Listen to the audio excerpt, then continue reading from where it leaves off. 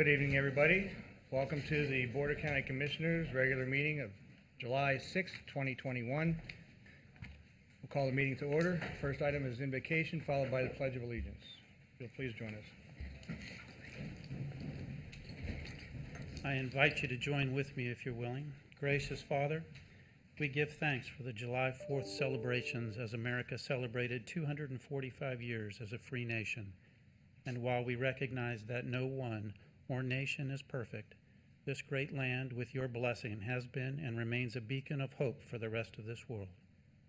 Father, we share our gratitude for this great land, our hopes for an even better tomorrow, and our prayers for the safety and protection for those who protect our freedoms both near and far. As we gather this evening to conduct the people's business, may the words of a former Supreme Court justice continue to ring true. One flag, one land, one heart, one hand, one nation evermore. Amen. Amen. I pledge allegiance to the flag of the United States of America and to the republic for which it stands, one nation, under God, indivisible, with liberty and justice for all.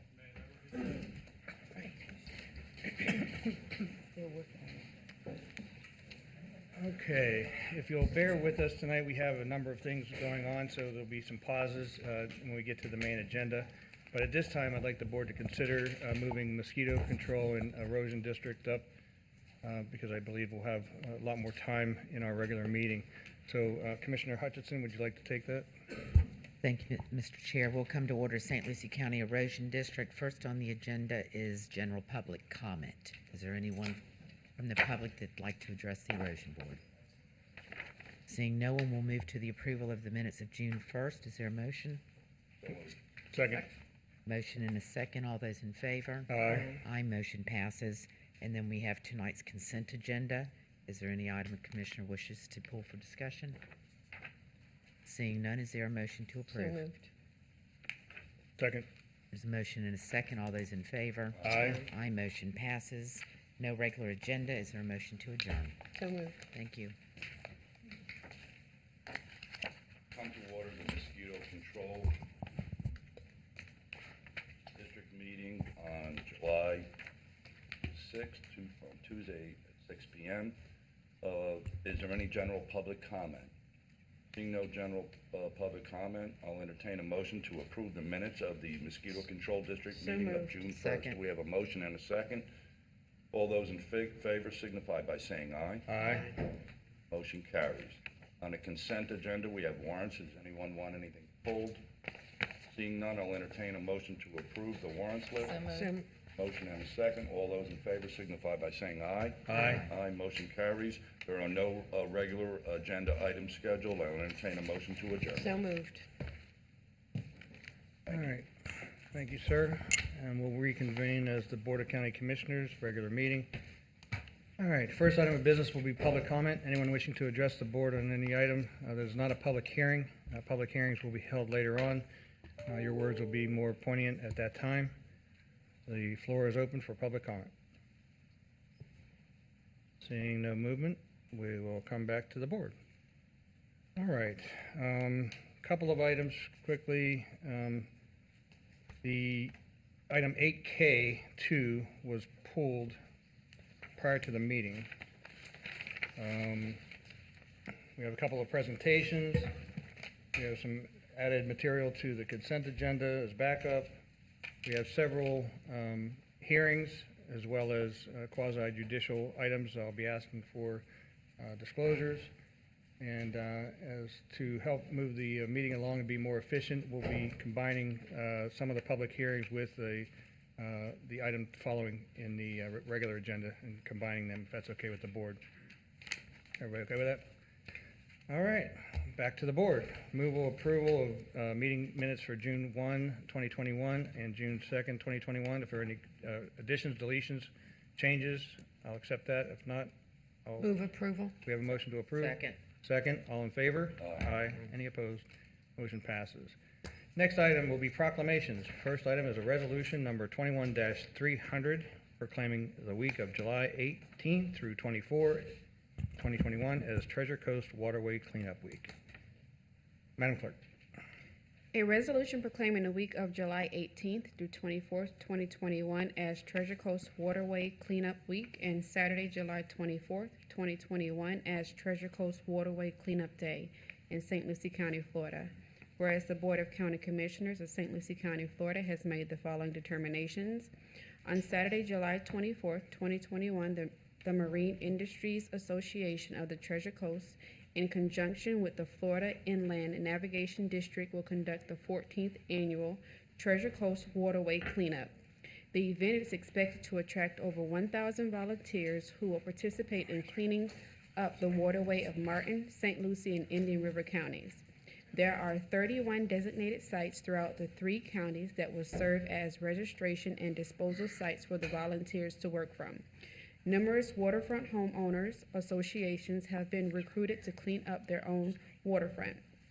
Since the beginning, 9+ tons of trash have been collected in approximately 125 miles of waterways, with an exception of significantly larger amounts to be collected this year with an increased volunteer effort.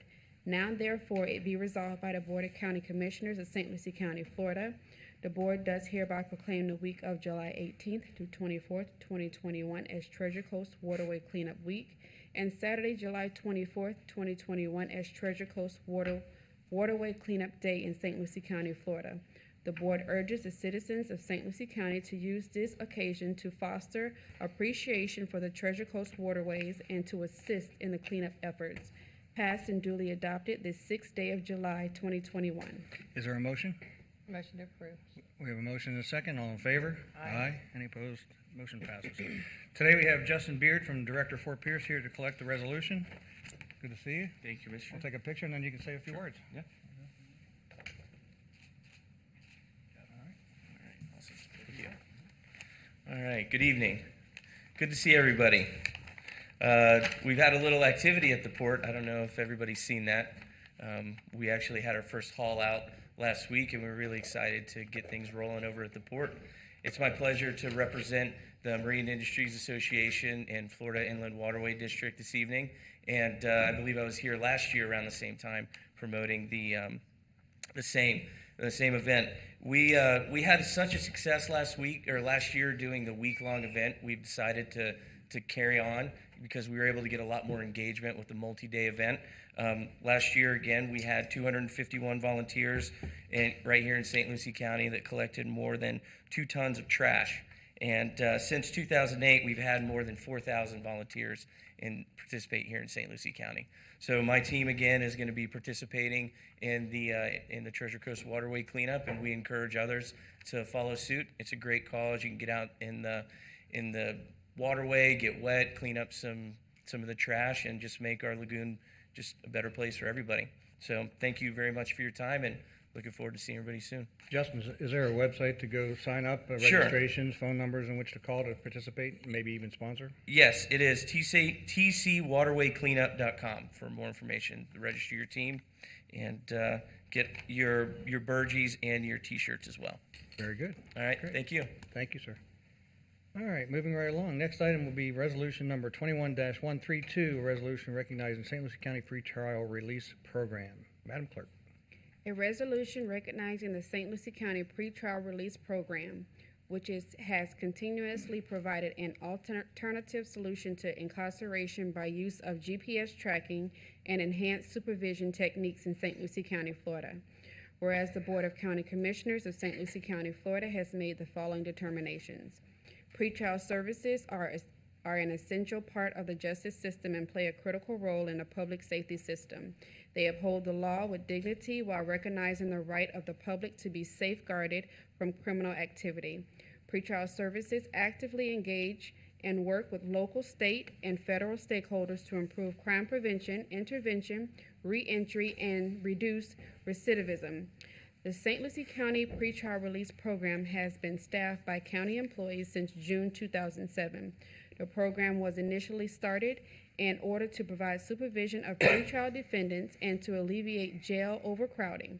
Supervision is varied and can include GPS monitoring with house arrests, curfews, and exclusion zones in cases involving a victim. The program has since been expanded to provide supervision of other cases when ordered by the judiciary.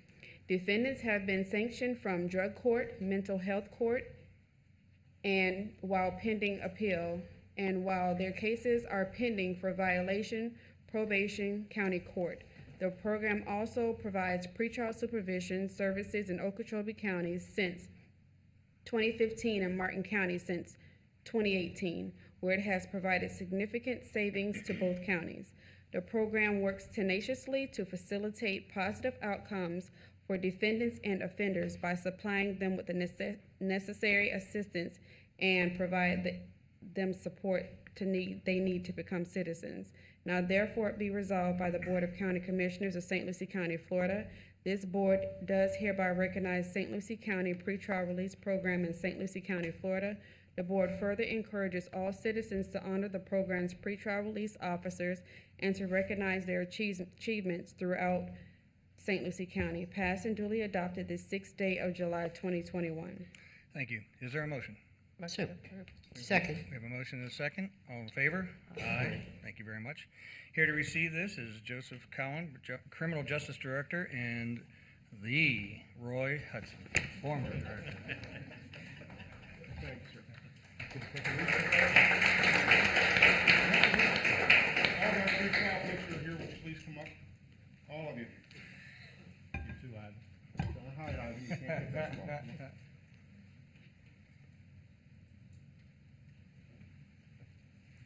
on. Don't be scared.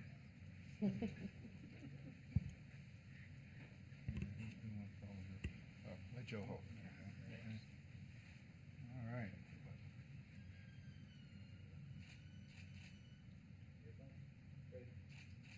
All right. Thank you. You want to say a few words? And then I'll have you stay up here if you don't mind for presentation. You can say a few words, Joe. Okay? Thank you. So I'm not going to spend a lot of time simply because we've got a history and evolution of pretrial coming right up. So, but thank you very much for the recognition. We do greatly appreciate your support. Next item will be a presentation of the history and evolution of St. Lucie County pretrial, starring Roy Hudson. I've never had an introduction like that. Thank you, commissioners and chair. Just want to give you a brief talk about the program and how it's evolved and where we are right now, and I won't make it long because I know everybody has things to do. But back shortly after 2000, there was a lawsuit involving the county. Roy, if I could interrupt, I apologize. Your cameras are over here, Okay. so it's nice to talk to them, but your Okay. cameras are here, so you Sorry, got, folks, turn my back to you you. got 330,000 out there and Okay. 200 here, so. Okay. Anyway, back after 2000 or so, the county had a lawsuit involving jail overcrowding, and it really resulted in a study we call the Kalmanoff study, where a professor came in and studied our criminal justice system, trying relieving jail overcrowding. By the time it was finished, the recommendations were that they make a criminal justice coordinator, and they start a pretrial program. The criminal justice coordinator that was hired is a gentleman named Mark Godwin. He was the first criminal justice coordinator here. And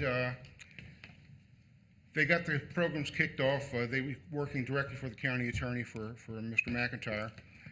After the program got started, it was run by a private contractor for a while, and the county decided that it wasn't being properly run, and they ordered Mr. McIntyre to take control of the program and have the county run it. So Mr. McIntyre got Mr. Godwin and also got Lisa Savage, who we kind of lovingly called the grandmother of the program. And Lisa went to the courthouse, the story goes, and walked into the private office and walked out of there with an armload of boxes and files and a couple of composition books. And that was the start of the pretrial program in 2007 from the county perspective. The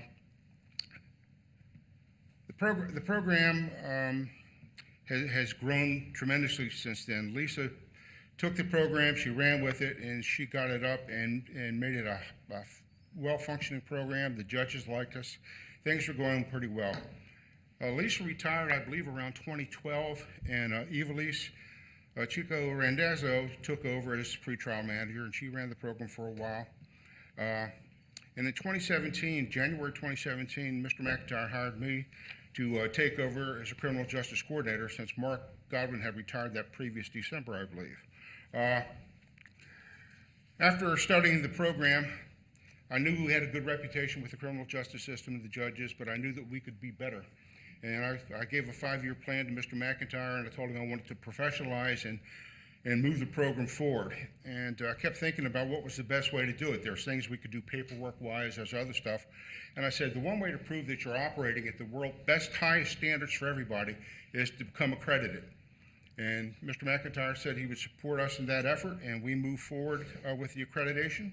And it took us 3 years of hard work to get to where accreditation, to receive accreditation, which we received on June the 24th in Orlando, which makes us only the 7th pretrial program certified in the state of Florida. So we want to share that with the commission and with the people that are here, that we're pretty proud of that achievement. In 2019, we hired Mr. Cowan as the pretrial manager, and Joe, along with Bob Wooster, who was our supervisor and accreditation manager, and Alicia Foster, who was the supervisor, we worked together. They were my team, and we worked together along with everyone from pretrial, and we got the accreditation done.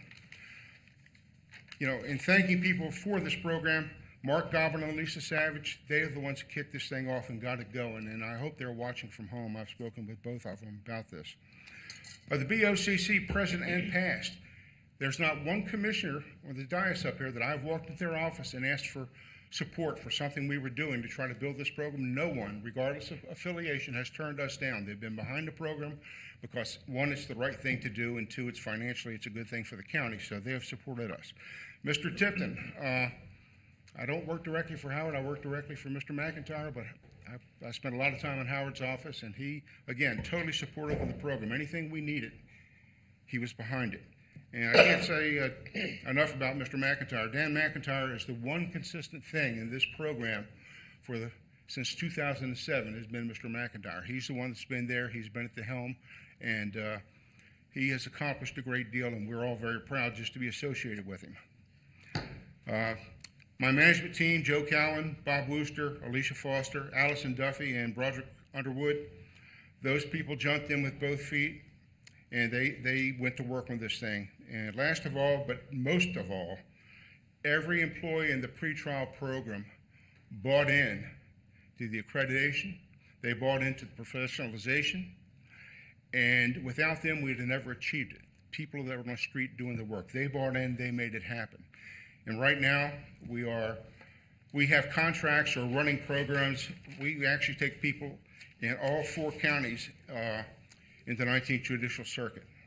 So if we can have our presentation for the folks, I'd appreciate it. The wrong one.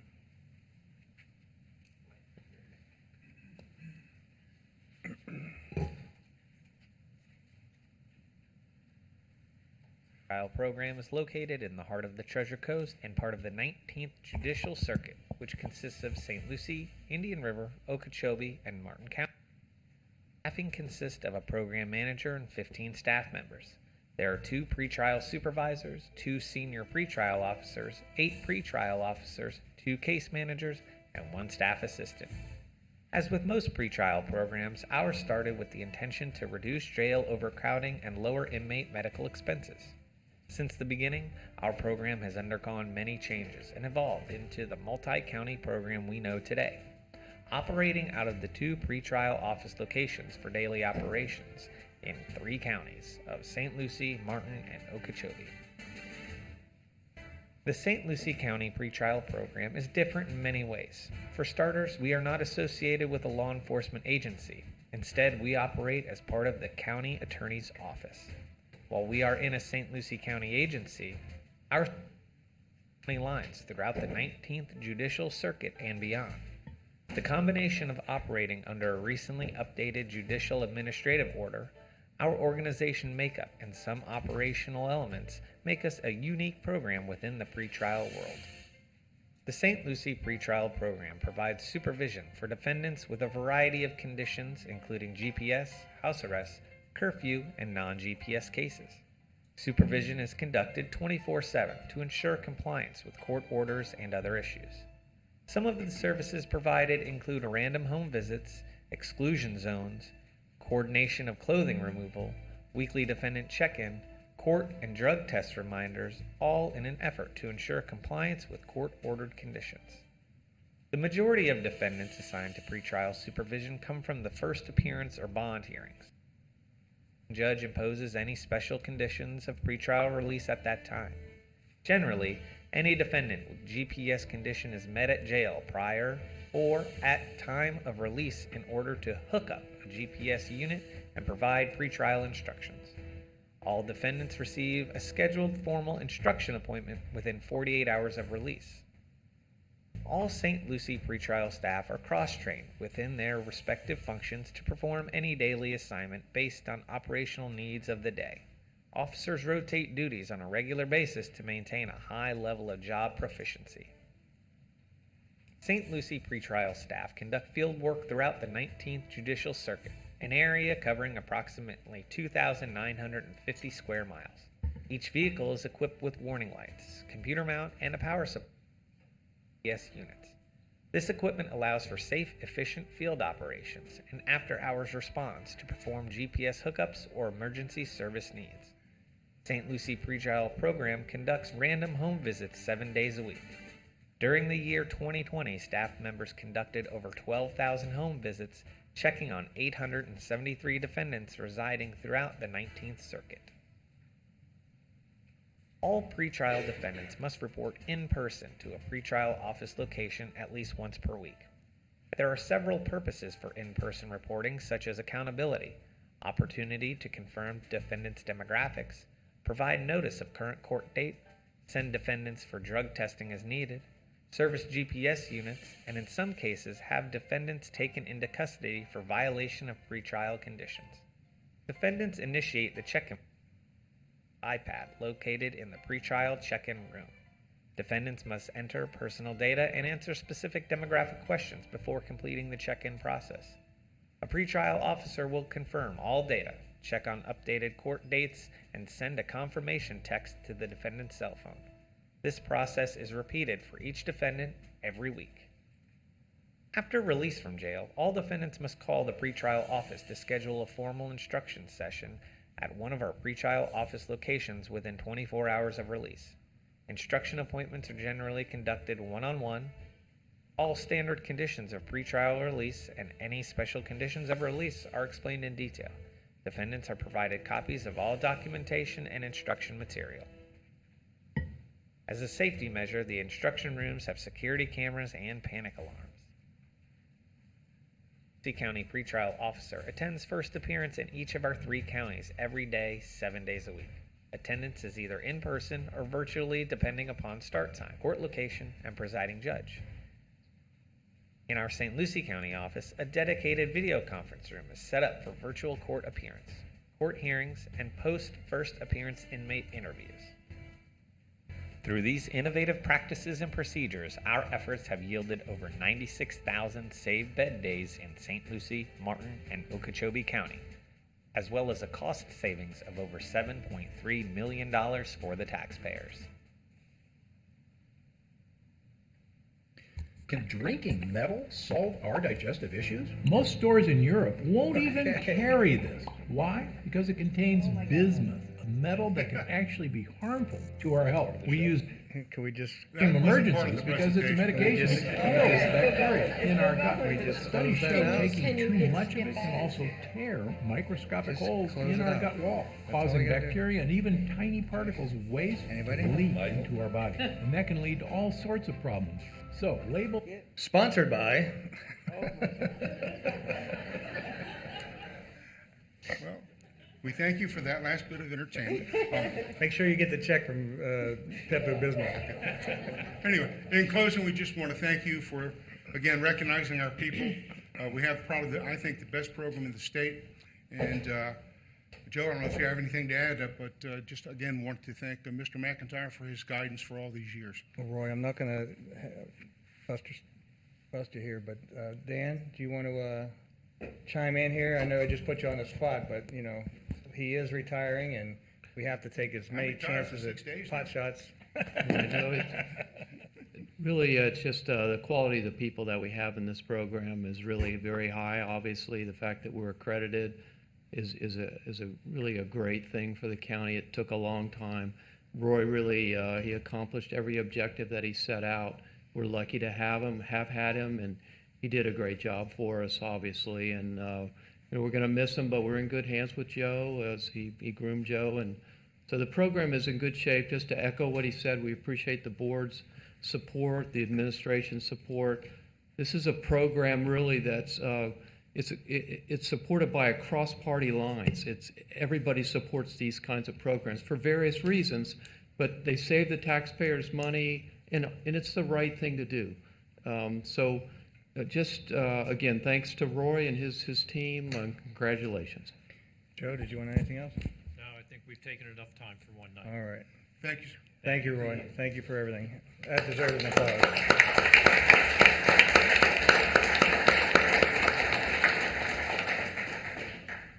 Great news tonight. Oh, next item's another presentation. This is WPSL Christmas Kids. And it's, oh, did I miss? It was amended. I have a presentation, no presentation. We do. I don't know who to look to for this. Come on, Oh, there. I went the long way, sorry. Okay. He's got long legs, he should have been up there quicker. Sorry, Matt. Evening, Mr. Chairman, Commissioners. Matt Baum, Interim Director of Parks and Recreation for the record. This evening, I'm joined by our Parks and Special Facilities Division Manager, Summer Ivy Platt, our Aquatics Coordinator, Aaron Lau, and some fine folks from WPSL Kids, Carol Wyatt, Ann Crumbo, and Jack Crumbo tonight. And going to bring them up in a minute and embarrass them. But we're here to accept on consent agenda item K1, K1, a generous donation from our longtime partner, WPSL Christmas Kids, to the St. Lucie County Aquatics Program. This donation will allow children in St. Lucie County to participate in swim lessons at a greatly reduced cost. And if I did the math, this year's scholarship is $6,875, which takes a $65 lesson per child down to $10. So that's $55 that this scholarship covers out of that $65 lesson, which means we're going to be able to give away 125 scholarships to kids this summer for swim lessons, and only thanks to WPSL Christmas Kids. So that's awesome, and we really appreciate it. And just a couple quick stats, and then bring Carol up if she'd like to say a few words. According to CDC, drowning is one of the leading causes of unintentional injury deaths in children under the age of 18 in the United States, and is the second leading cause of unintentional injury deaths in children between the ages of 1 and 14. For every drowning death, there are multiple non-fatal drowning incidents that result in injury, some of which result in long-term disabilities.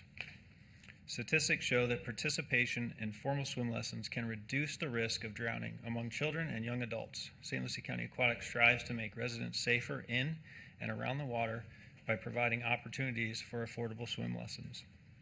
Thanks to WPSL Christmas Kids, 125 kids will have been given the chance to participate in swim lessons this summer and gain these life-saving knowledge and skills. So without further ado, if you'd like to come up, Carol, appreciate it. And Annie and Jack. Good right here. I owe it to Jack to invite him up, I think he should be up there. I don't know.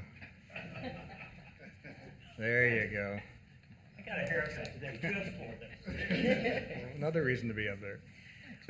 We are very glad to be back here. We're glad to have you. After the last year, very glad we can come back with a check for this program. And we're happy that the aquatics program is able to be underway with the classes again this summer. Last summer was difficult, so we're happy to have the check for them. We do not do this alone.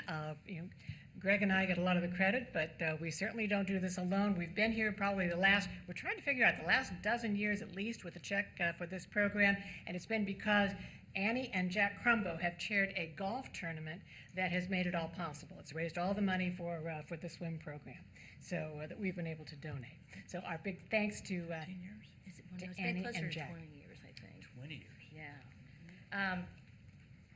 Speaking of golf tournaments, we have another one coming up in September, and I have flyers. We are looking for players, sponsors, door prizes such as gift cards from restaurants, gift baskets, or just anything to do with golf.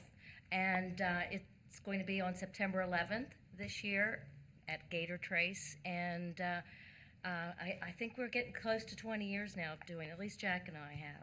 So anybody interested in some flyers? Play, sponsor, door prize? I've got them here. Where would they call, or a website in which to participate in some manner? It's all on the.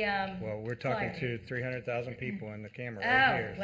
so well, you- I could give you my email address. That's most people are contacting me, and it's amcrumbo with a C @gmail.com.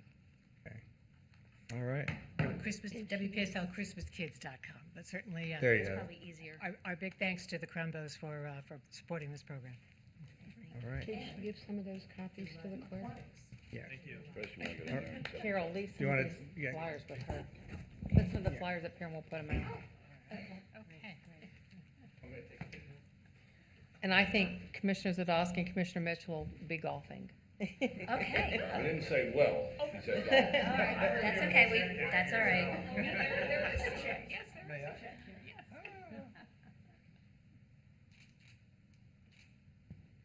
All right. Thank you. Thanks, Matt. Good to see you. Mr. Baum, it's always a pleasure.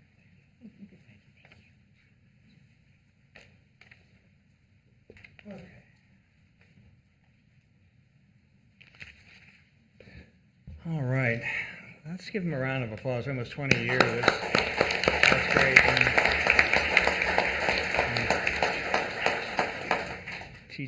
teaching swimming saves lives. No question about it. All right. Next item will be a presentation on hurricane preparedness. And I think I have a few folks coming up.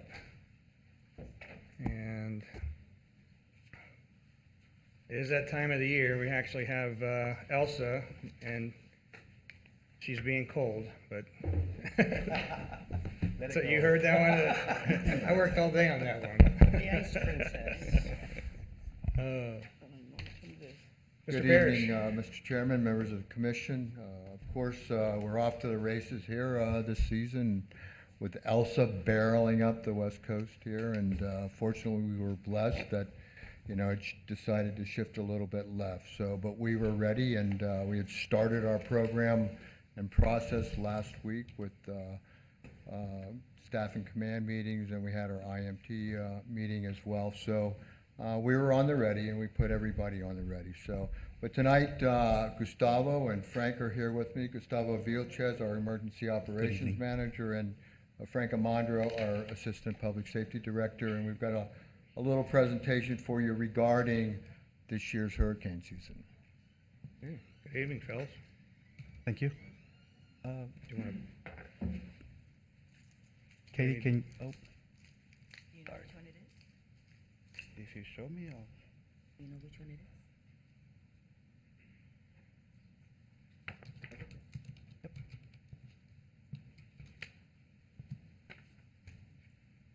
Is it this? oh, okay, very good. Thank you so much. All right. Floor is yours. So we'll begin with the historical overview of these storms that have impacted us this last few years. Going back to 2016, in October 3rd to October 6th, there were significant outcomes in St. Lucie County from Hurricane Matthew. And this was through widespread power outages. And we opened up shelters, specifically the special needs shelter, which is the Havre Elf Fence Center, and various community shelters as well. The costs associated recorded was $3,973,954.19. Then, moving forward to 2017, then we were impacted by Hurricane Irma, and this was on September 5th through the 15th. It was a long storm that impacted us. There were significant outcomes there as well with widespread flooding. To be specific, and I have to say this out there, that Fort Pierce received 22 inches of rain during that time, and about 115,000 properties were without power. Back then, we opened up shelters. We opened up the special needs shelter again, the Harvard L. Fence Center, that is. A pet-friendly shelter for the first time was opened up. A general population shelter was opened up as well, and we opened up a disaster recovery center. The cost associated at that time came to be $13,741,421.33. Then moving forward, we looked towards 2019. We were impacted by Hurricane Dorian, that big, strong storm there. And that was from August of 26 through September 4th of 2019. One of the significant outcomes was that St. Lucie County Public Safety sent 9 notifications out to 1,607,429 contacts through Alert St. Lucie. So, and that was during the time where we had Alert St. Lucie pretty much operating pretty well. So we're very happy with the program. Back then, we opened up shelters as well. The special needs shelter, of course, at the Harvard L. Fence Center, a pet-friendly shelter, and a general population shelter. The cost associated with that storm was $1,996,050 in there. And then that brings us to Hurricane Isaias last year. One of the significant outcomes that came from there was that the EOC managed a storm incident while we were in the midst of COVID-19 activation. At that time, it was decided not to open shelters, and we were lucky enough that we were not impacted by that storm. Moving forward, that brings us to what we did all of last year, and of course, we worked with COVID-19 response and recovery actions. And for the first time, we had it was a year long of an activation from March 8th until April 1st of 2021. We were at about level 2 partial activation all the way from March 8th, 2020 until April 1st, and we went to level 1 because of Isaias. By then, we had completed about 1,019 local missions, and we have sent 605 missions to the state. Regarding EOC calls, we maintained regular scheduled calls with various partners, and we assisted the Department of Health with their call-in center. We also assisted pretty much in coordination of food drives. We coordinated at least once a month with municipal partners and the Treasure Coast Food Bank. Also, we coordinated lots of testing and provision of testing supplies to the community. So there was widespread county initiative to include general population and migrant farm workers. That was one of the missions that the state had given us, and we carried that mission out. Up to date, we reported a total number of positive cases for St. Lucie County of 27,782. And of course, as we moved forward with the testing phase, then came vaccinations, right? And so regarding vaccination distribution, we coordinate points of dispensing.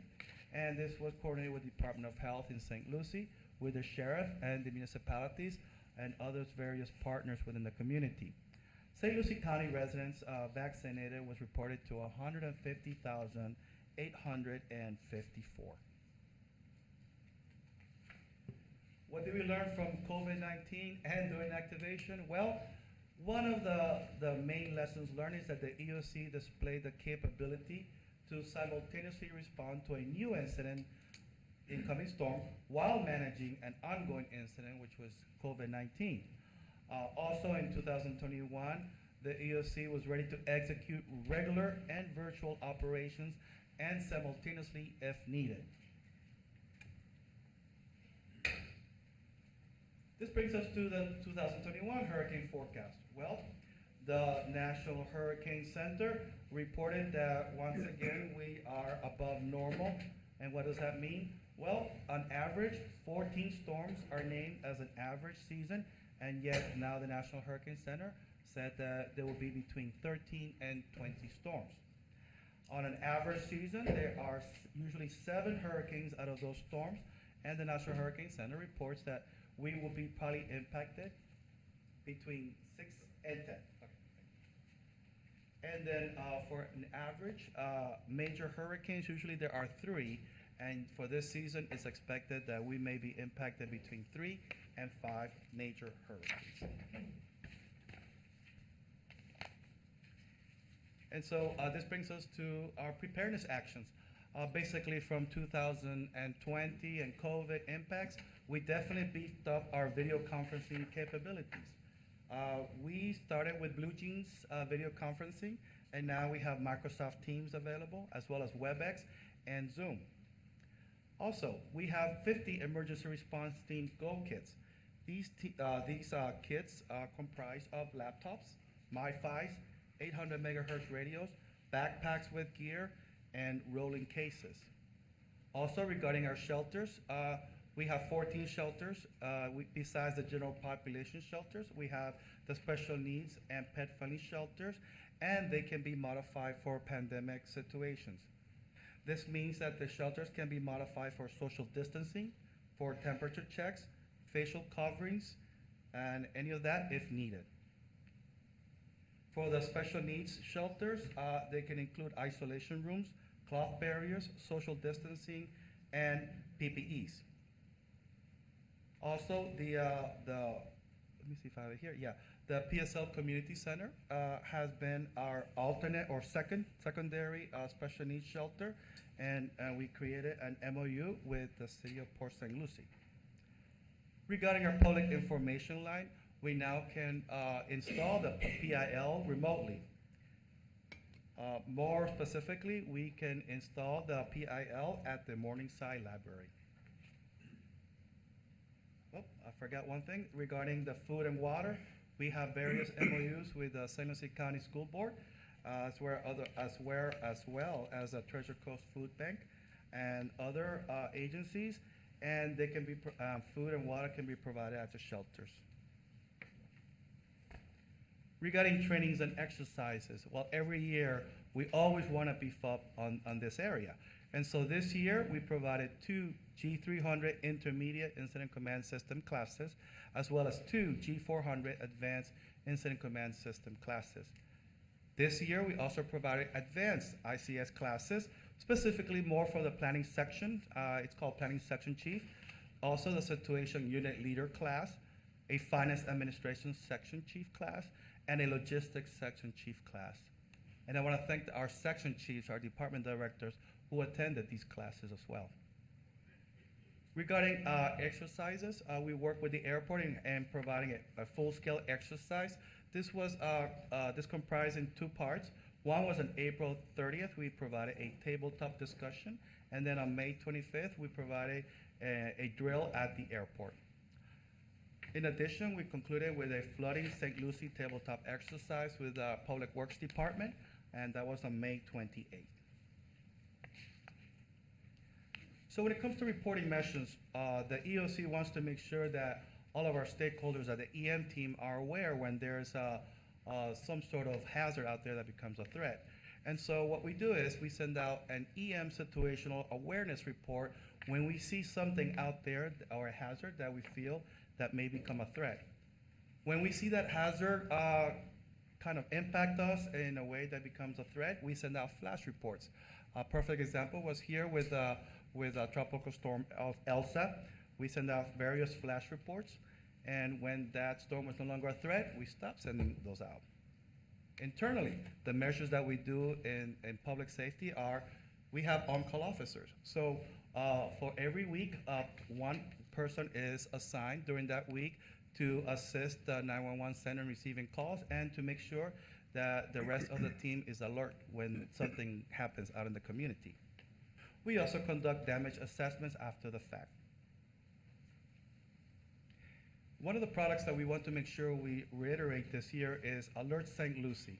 And so Alert St. Lucie is a program which we send out messages to the EM team, to the EOC stakeholders, and registered public. Many of our distributions, of course, includes county administration, our commissioners, our department and division directors, and other county staff. We also send it out to our EOC personnel and the public who are registered with Alert St. Lucie. So we always tell everyone, be in the know. Make sure you go into Alert St. Lucie site and register. And to do that, you go to www.stlucieco.gov/alert. One of the other programs that we always stress during this time of the year is our special needs shelter and how to register. Well, what is a special needs shelter? A shelter that provides an environment in which the current health of evacuees with special needs can be sustained. Who qualifies for a special needs shelter? Well, these are individuals who require a level of care and resources beyond the level of care that is provided in a general population shelter. As I mentioned, the special needs shelter is the Harvard L. Fenn Center, and our secondary special needs shelter is the Port St. Lucie Community Center. For someone to register for a special needs shelter, they need to visit www.stlucieco.gov/special needs. And so we always want to make sure that we provide information to the public. And so if there is an activation because of a storm, we activate the public information line, and that number is 772-460-4357 or HELP, H-E-L-P.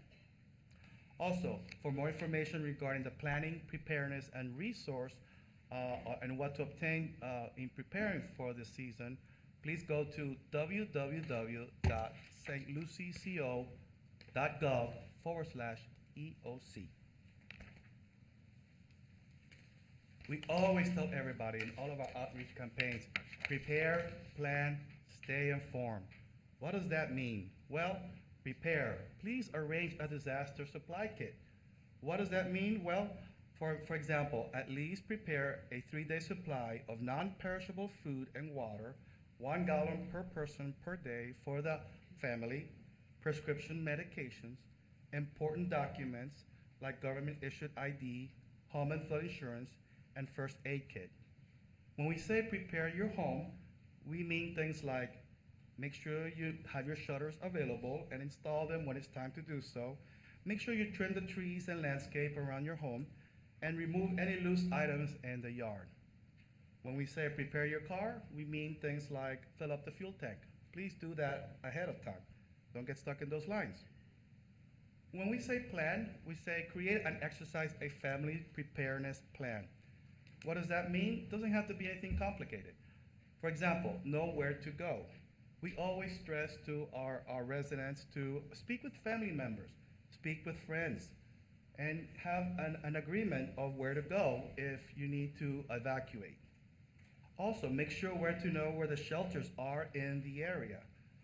Understand where the evacuation routes are located and which one's closest to you. And also, know who to call. And this is part of the communications part of the family preparedness plan, in which we say, make sure if you have a family member that's out of town, that can be your contact, because many times during storms, all of our communications and cell phone systems can be impacted in our area. So many times, family members can receive those calls when they're outside of town.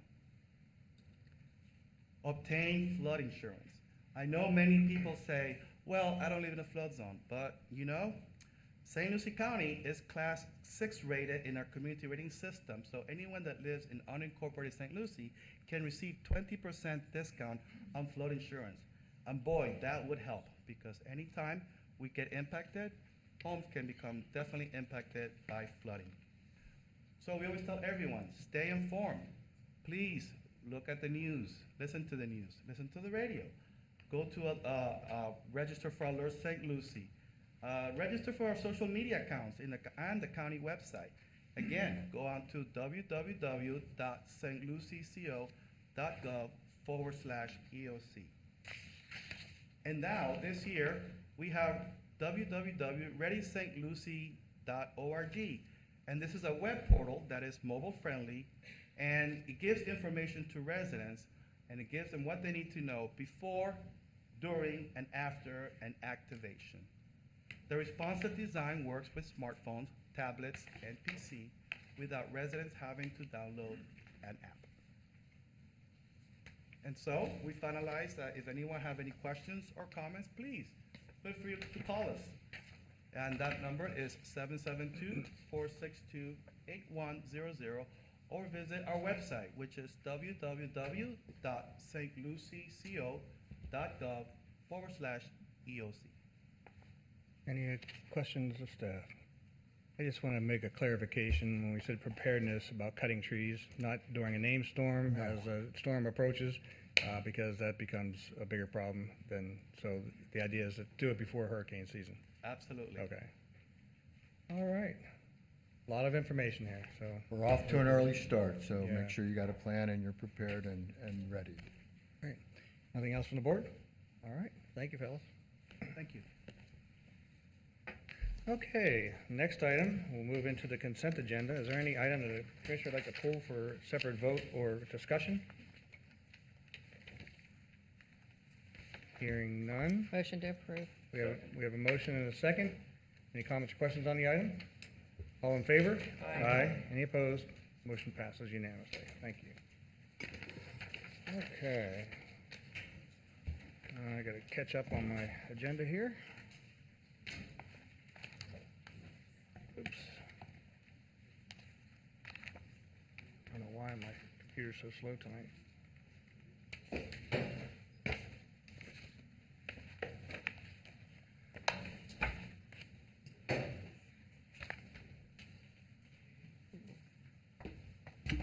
Okay. All right, moving on to public hearings. Man. We're gonna have to reboot my computer when this is over. Thank you, Mr. Chairman. The Yeah. first item is a public hearing. It's a continuation of a public hearing involving the proposed demolition of an unsafe structure at 5310 De Leon Avenue in Fort Pierce. Assistant County Attorney Catherine Barbieri will be handling this item. Thanks, Dan, for carrying me through. Good morning, Chair, Commissioners. For the record, as stated, Assistant County Attorney Catherine Barbieri. And what you have before you is 5310 De Leon Avenue in Fort Pierce, Florida.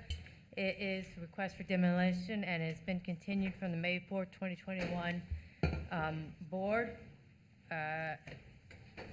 Staff was recommending demolition. We had continued at the owner's request to work with them. There has been unfortunate circumstances at this time.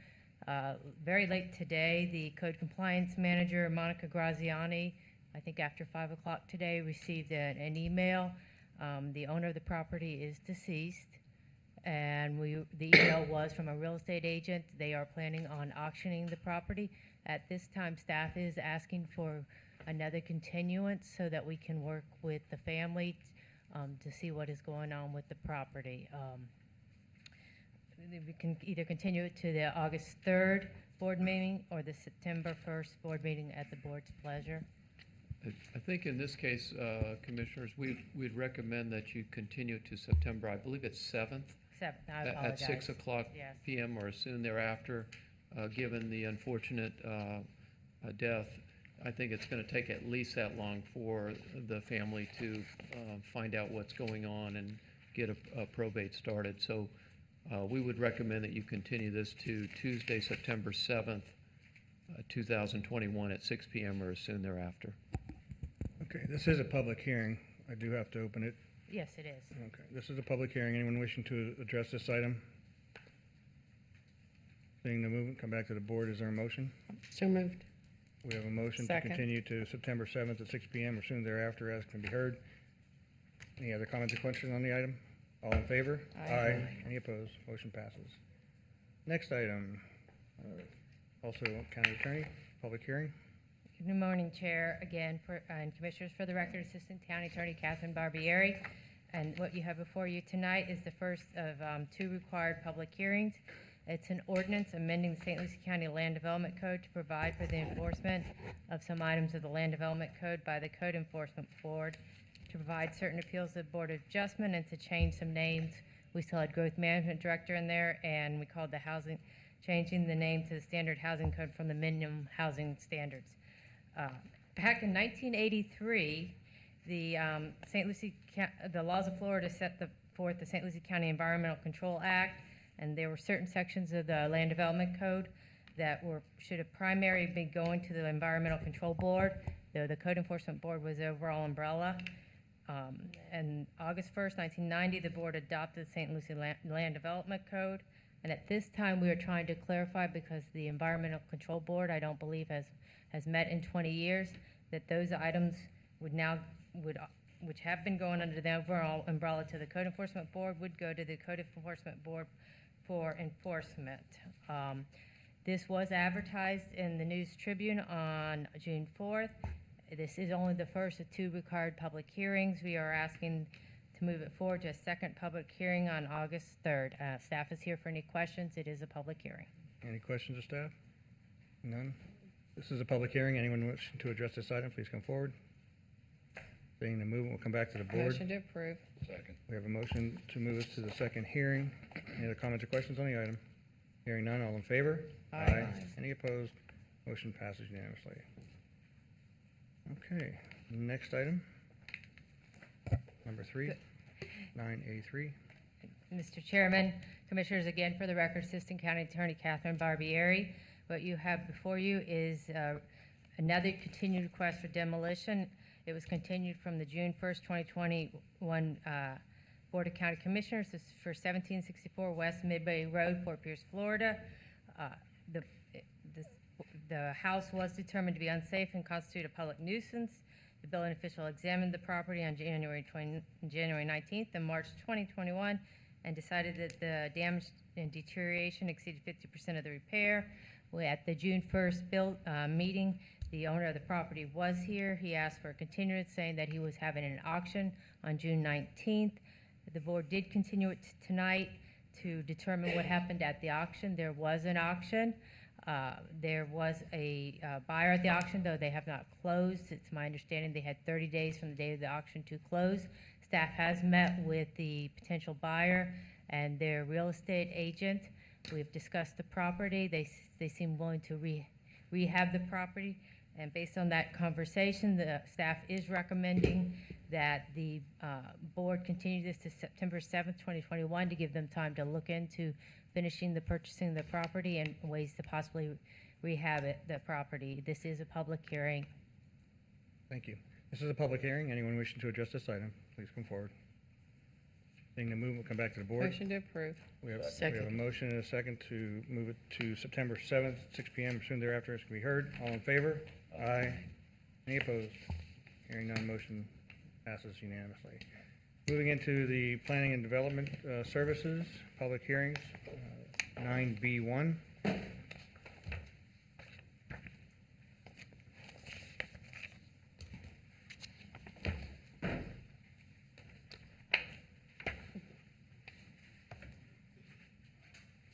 Good evening.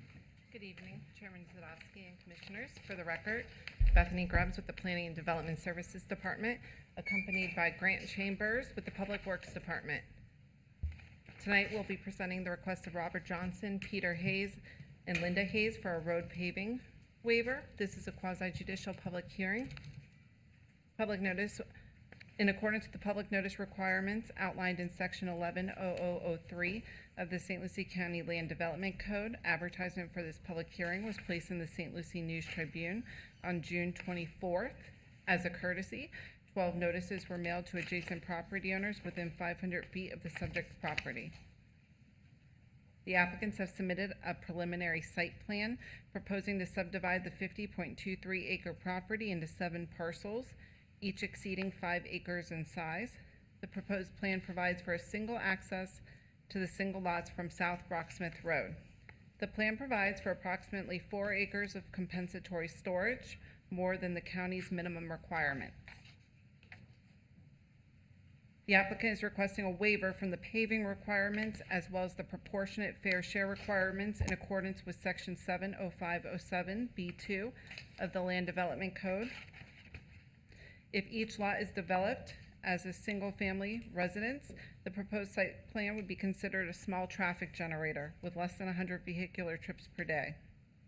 This section allows the Board of County Commissioners to waive the paving requirements for small traffic generators following a public hearing if the board determines, 1, that the road paving is not essential to provide adequate access to the proposed development and through the surrounding area, or 2, that the road will be paved as part of the county's 5-year road program or an approved municipal service taxing or benefit unit, or 3, that the access road does not have the adequate right-of-way in which to construct the necessary paving improvements in accordance with county standards.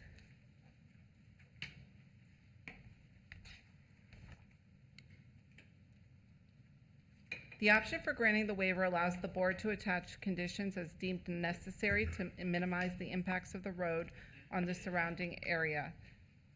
The prorated fair share contribution for this site is $52,718.49. The county does not have Brocksmith Road on its 5-year plan for paving. Improvements to county standards are not accounted for in the county's budget. Brocksmith Road is currently a county-owned and maintained but unimproved roadway. The existing right-of-way width along the site's frontage meets the minimum width standards. The applicant provided a proportionate fair share analysis in requesting a waiver from paving and a waiver from a fair share fee in lieu of the paving. This request falls under item number 1, paving is not essential to provide adequate access. South Brocksmith Road is currently maintained in its existing condition for access to the surrounding properties. Staff recommends providing a conditional waiver for the paving requirements and provision of the fair share contribution. Consistent with previous board actions, staff recommends a condition that the current and future owners and their heirs assigns agree to participate and shall be a yes vote in any lawfully established municipal service taxing unit, municipal service benefit unit, or other special assessment district created for the purposes of providing paving and/or drainage improvements to South Brocksmith Road. That concludes my presentation. Staff and the applicant's representative are available to answer any questions that the board may have. Thank you. Thank you. Any questions of staff? This is a public hearing. Anyone wishing to address this item? Please come forward and just let us know who you are for the record. If there are multiple folks, you're welcome to come up and queue up, and that way we don't speed along. Good evening. If you pull the microphone to you a little bit and just let us know who you are for the record. Okay, good evening, Chairman and members of the County Commission. My name is Natasha Ramsing. I have the pleasure of representing Mr. Steve Werthers, who is a neighbor to this Brocksmith development project. And we're here this evening to express our hope that you do not approve their waiver of paving. And although were required to both publish and notify neighbors of this public hearing, my client was not notified. He did not receive anything in the mail. And then in terms of the notifications that were received to neighbors, there are 2 different notifications that went out, and I have copies of both of them. One indicates that the development is supposed to be seven units. Another one indicates 3 units, which causes confusion for the neighbors and the people that will be affected by this development. The particular road that we talk about, Brocksmith, is in very, very bad condition as it stands. There have been numerous accidents on the road. In addition, there have been some fatalities over the past couple years. It has a history of flooding. If they are to receive a waiver for paving this road with this additional development, it's only going to make the road worse. The condition of the road will continue to deteriorate, and it's only going to make it more of a dangerous road for people that travel the road on a daily basis. Steve, would you like to add anything? Hi, Chairman and Commission.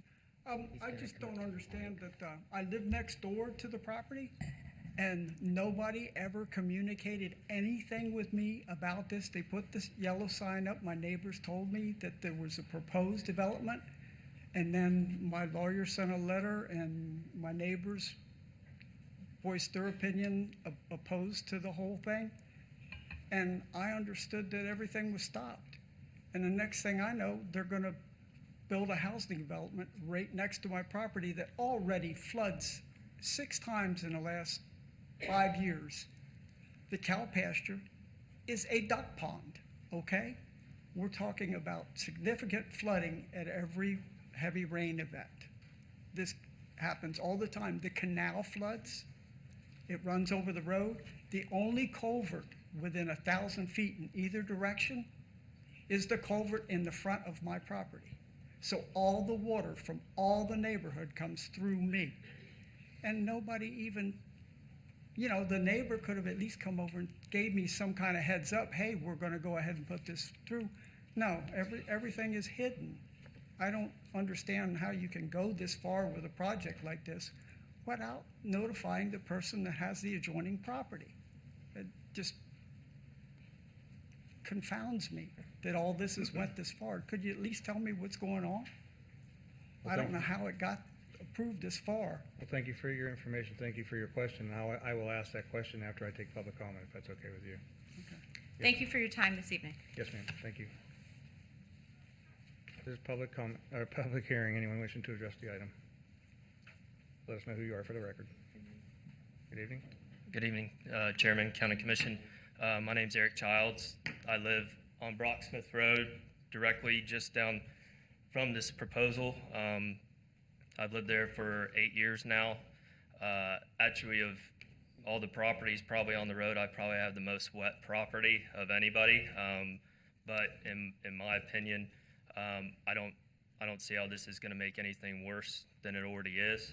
A lot of our problems don't stem from that side of the road. It stems from behind us on Pulitzer. That's where issues arise for us. My house did flood during Hurricane Irma, but the one thing that I can tell you is when you live in a rural property, you know that we don't have the civil engineering that you do in town. It's something that you assume as a rural property owner. Growing up in rural property as a child through adulthood, I've dealt with it my whole life. It's just an assumption. I can attest with all the few homes that have been built on Brocksmith Road recently, it's very nice construction and seems to be drainage is the same as it was 6 years ago to me.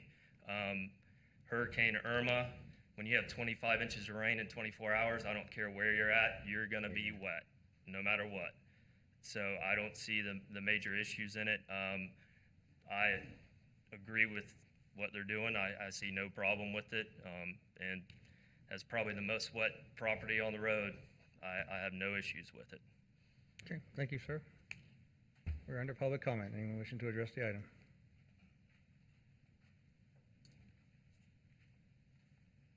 Good evening, sir.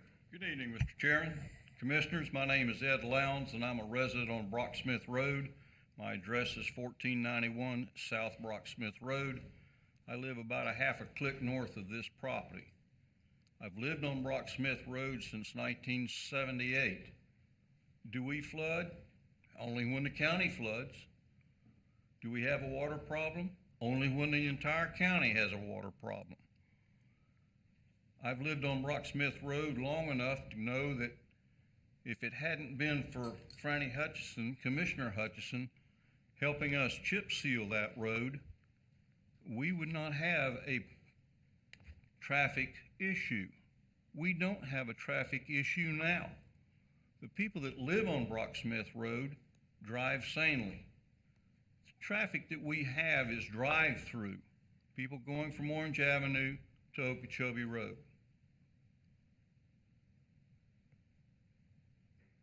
This project is a design project very similar to what's going to happen in the rest of the county.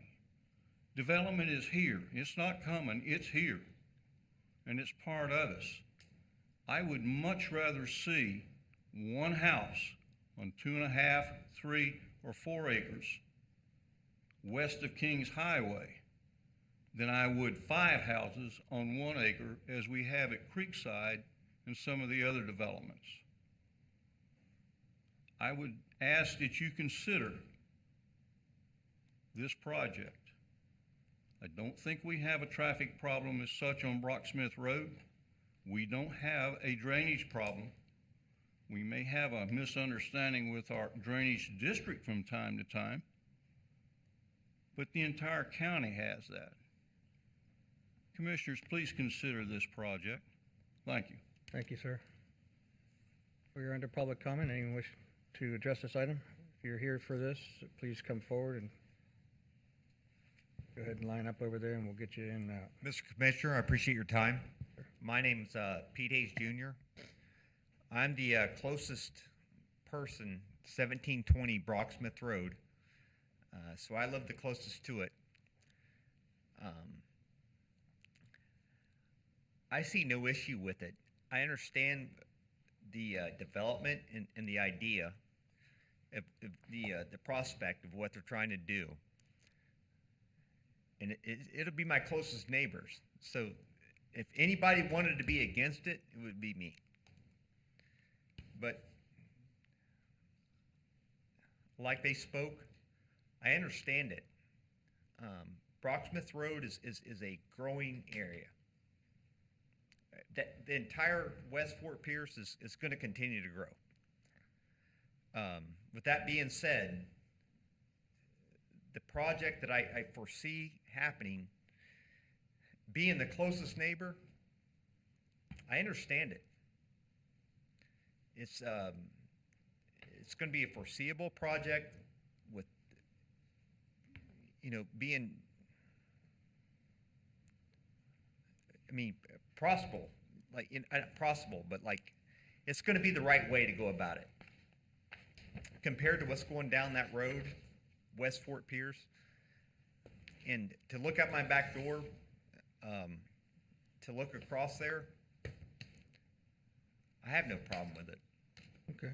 Well, thank you for your I comment. think there's a lot of good things on that road, Brocksmith Road. I think it's going to be very.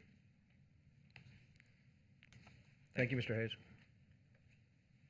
We are under public comment. Anyone wishing to address this item? We have one.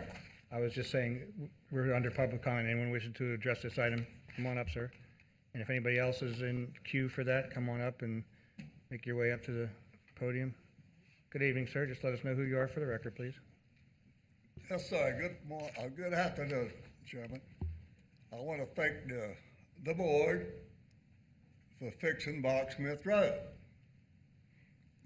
We had a fight on our hands, but I bought property out there in 1979, I believe it was, and built a house in 1989.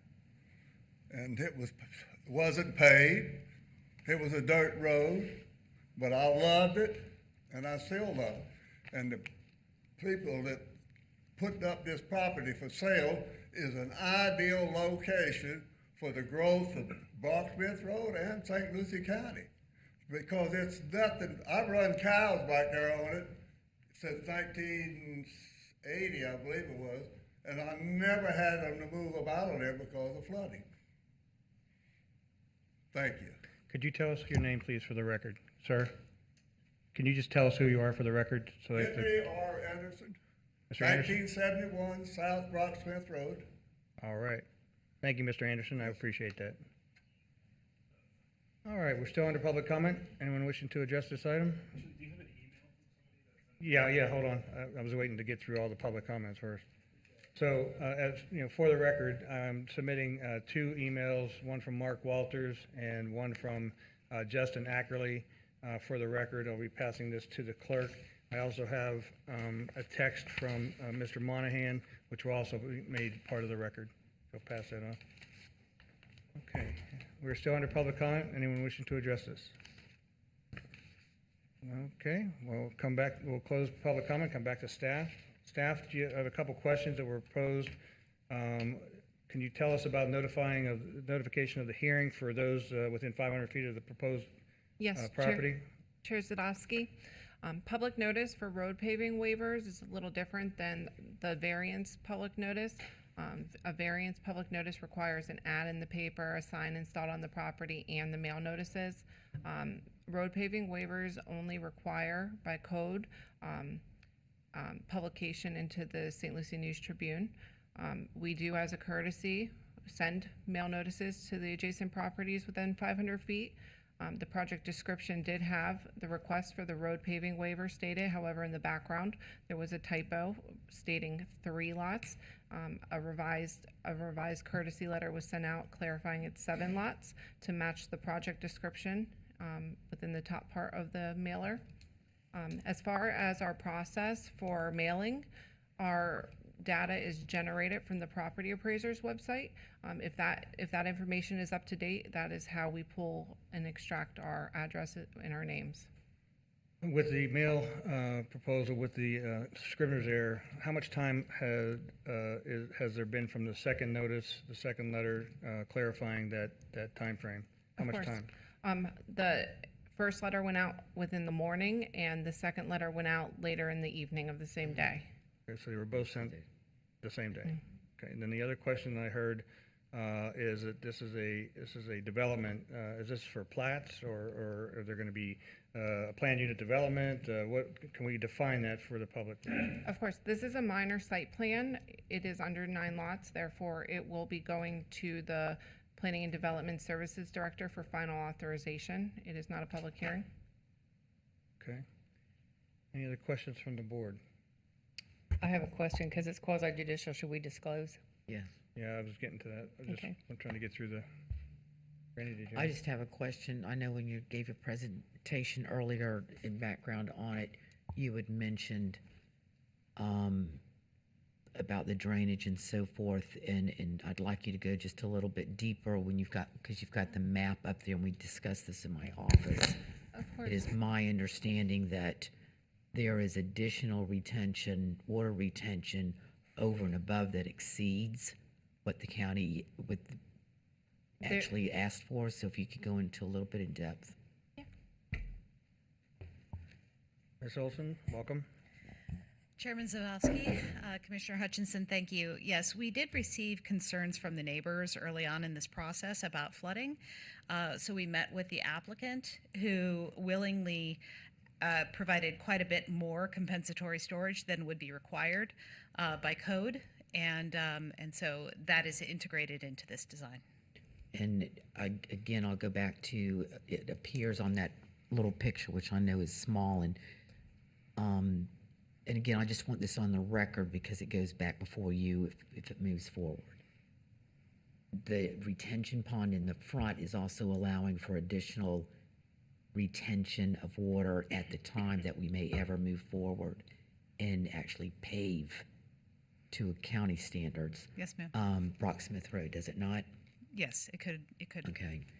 And then again, following our discussion in my office this afternoon, it appears, again, on your map up there, that this is not really a cul-de-sac, but there's going to be right-of-way given at the end of that road, which would be on the far end of what's on the map there, but that they would be turning over that right-of-way to the county, although they would be maintaining it. Right.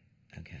This is because as the neighbors have indicated, the continuing development and the continuing subdivision of land in western St. Lucie County, we don't have any grid pattern, any significant grid pattern out there. And so what we are trying to do, as we see developments come in that meet the intent of the code, to think about how those developments could effectuate a grid pattern so that we don't end up with all of the traffic on Brocksmith. And go back to my drainage, and thank you, because I think that's important to discuss. There's, it might not be on Brocksmith development, but the roads over, which I think is Pulitzer, if I'm not mistaken, that may be coming through. Right. And then that is not the front, go back to the drainage issue. I just want to make sure I'm pointing this out correctly. The front piece we talk about for drainage for the additional for Brocksmith, but it appears on the map there is also drainage throughout the lots, and I know it's hard for people to see that up on that big screen where I can see just a little bit closer. So could you point that out and give a description of that? Because It I'll appears some let of those Bethany lots describe the specifics. are Yes, ma'am. taking up our actual storage. I'll be Okay. happy to explain. It is hard to see, but if you look here on the west part of Lot 1, there is a compensatory storage area. Then moving east on Lot 3, here's an area. Lot 4 up in the northeastern corner. And then down here along the perimeter of Lots 5 and 6. And then here we have our fire suppression pond. Okay. Okay.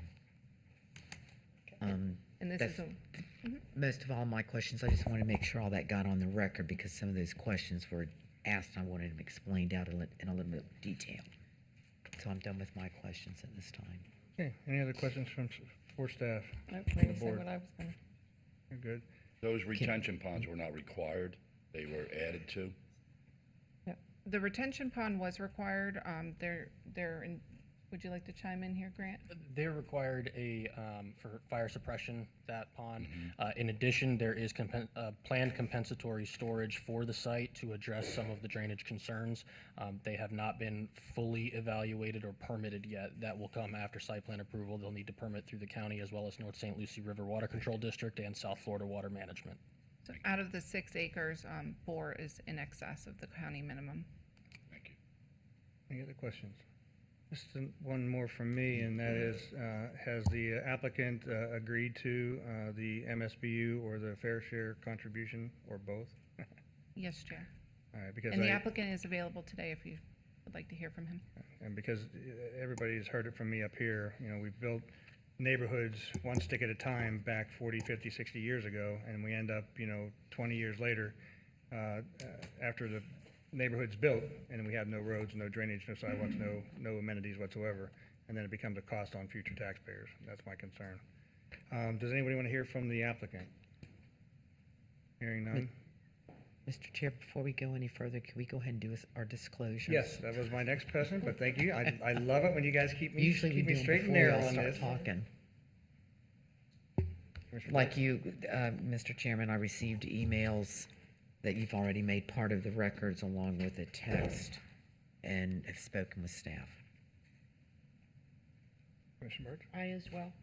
I got 2 emails from a Justin Ackerley and a Stephanie Lassiter, also an email from Mark Walters and staff.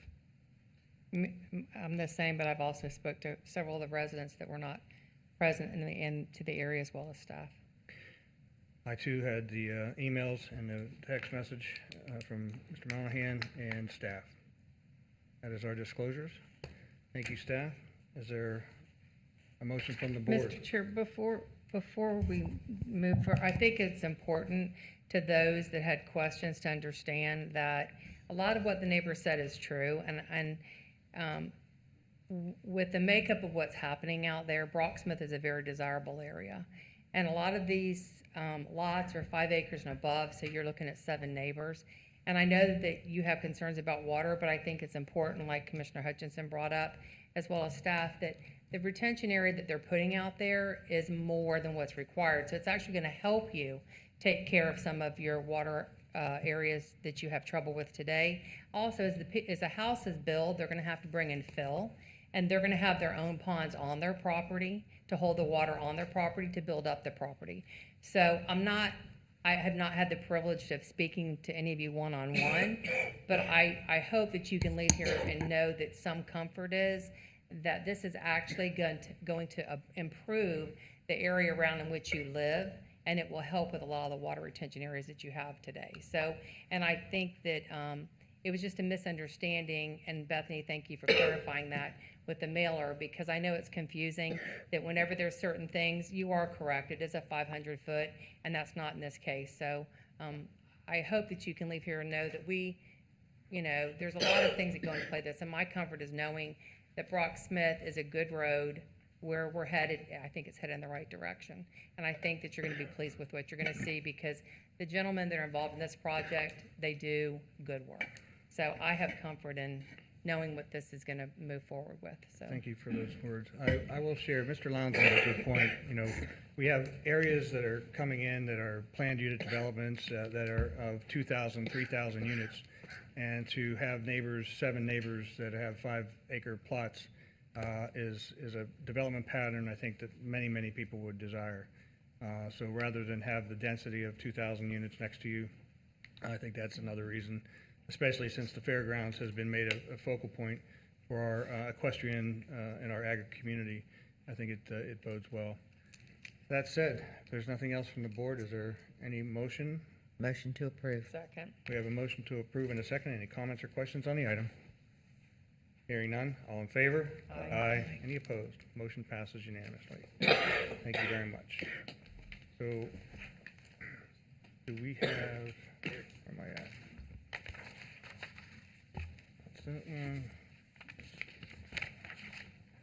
Okay, as we change staff out, coming up to B2, Planning and Development Services. Good evening. Welcome. Good evening, Chair and members of the Commission. For the record, my name is Jody Natchwick, Senior Planner with the Planning and Development Services Department. Jody, Tonight- I'm sorry, can you move a little closer to the microphone? Mike Sorry. keeps coming to us, and I think we're not picking you up very well, so. Is that Sorry, better? Mike. Better. Thank you. For the record, my name is Jody Natchwick, Senior Planner with the Planning and Development Services Department. Tonight, I will be presenting Agenda Item 9B2 and 10C1, Conditional Use Petition and Major Site Plan for Seaside Resort. This was to develop a tourist resort court featuring 25 oceanside villas and 25 internal cottages, clubhouse amenity center, restaurant and bar, an accessory dock with 20 slips on the west side of Ocean Drive. Additionally, the applicant is requesting an alcohol distance waiver for the requirements for on-premises consumption less than 1,600 feet of an existing public park. In accordance with public notice requirements outlined in Section 11.00.03 of the St. Lucie County Land Development Code, public notice was advertised in the St. Lucie County News Tribune on June 24, 2021. Notices were mailed to 16 surrounding property owners within 500-foot radius of the subject property, and 2 signs were placed on the east and west side of the petition site. The undeveloped 15.4-acre petition site is located on the east and west side of Ocean Drive, approximately 5 miles north of the Jensen Beach Causeway. The property is located within the urban service boundary.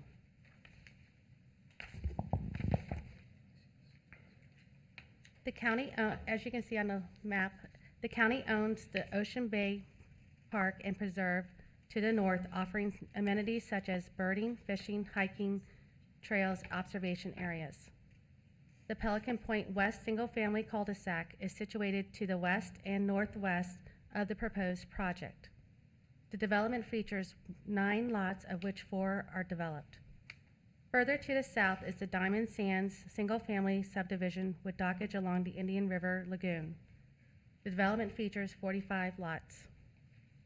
The county owns the Ocean Bay beach side to the north and east, offering amenities such as beach access, birding, fishing, hiking trails, and swimming.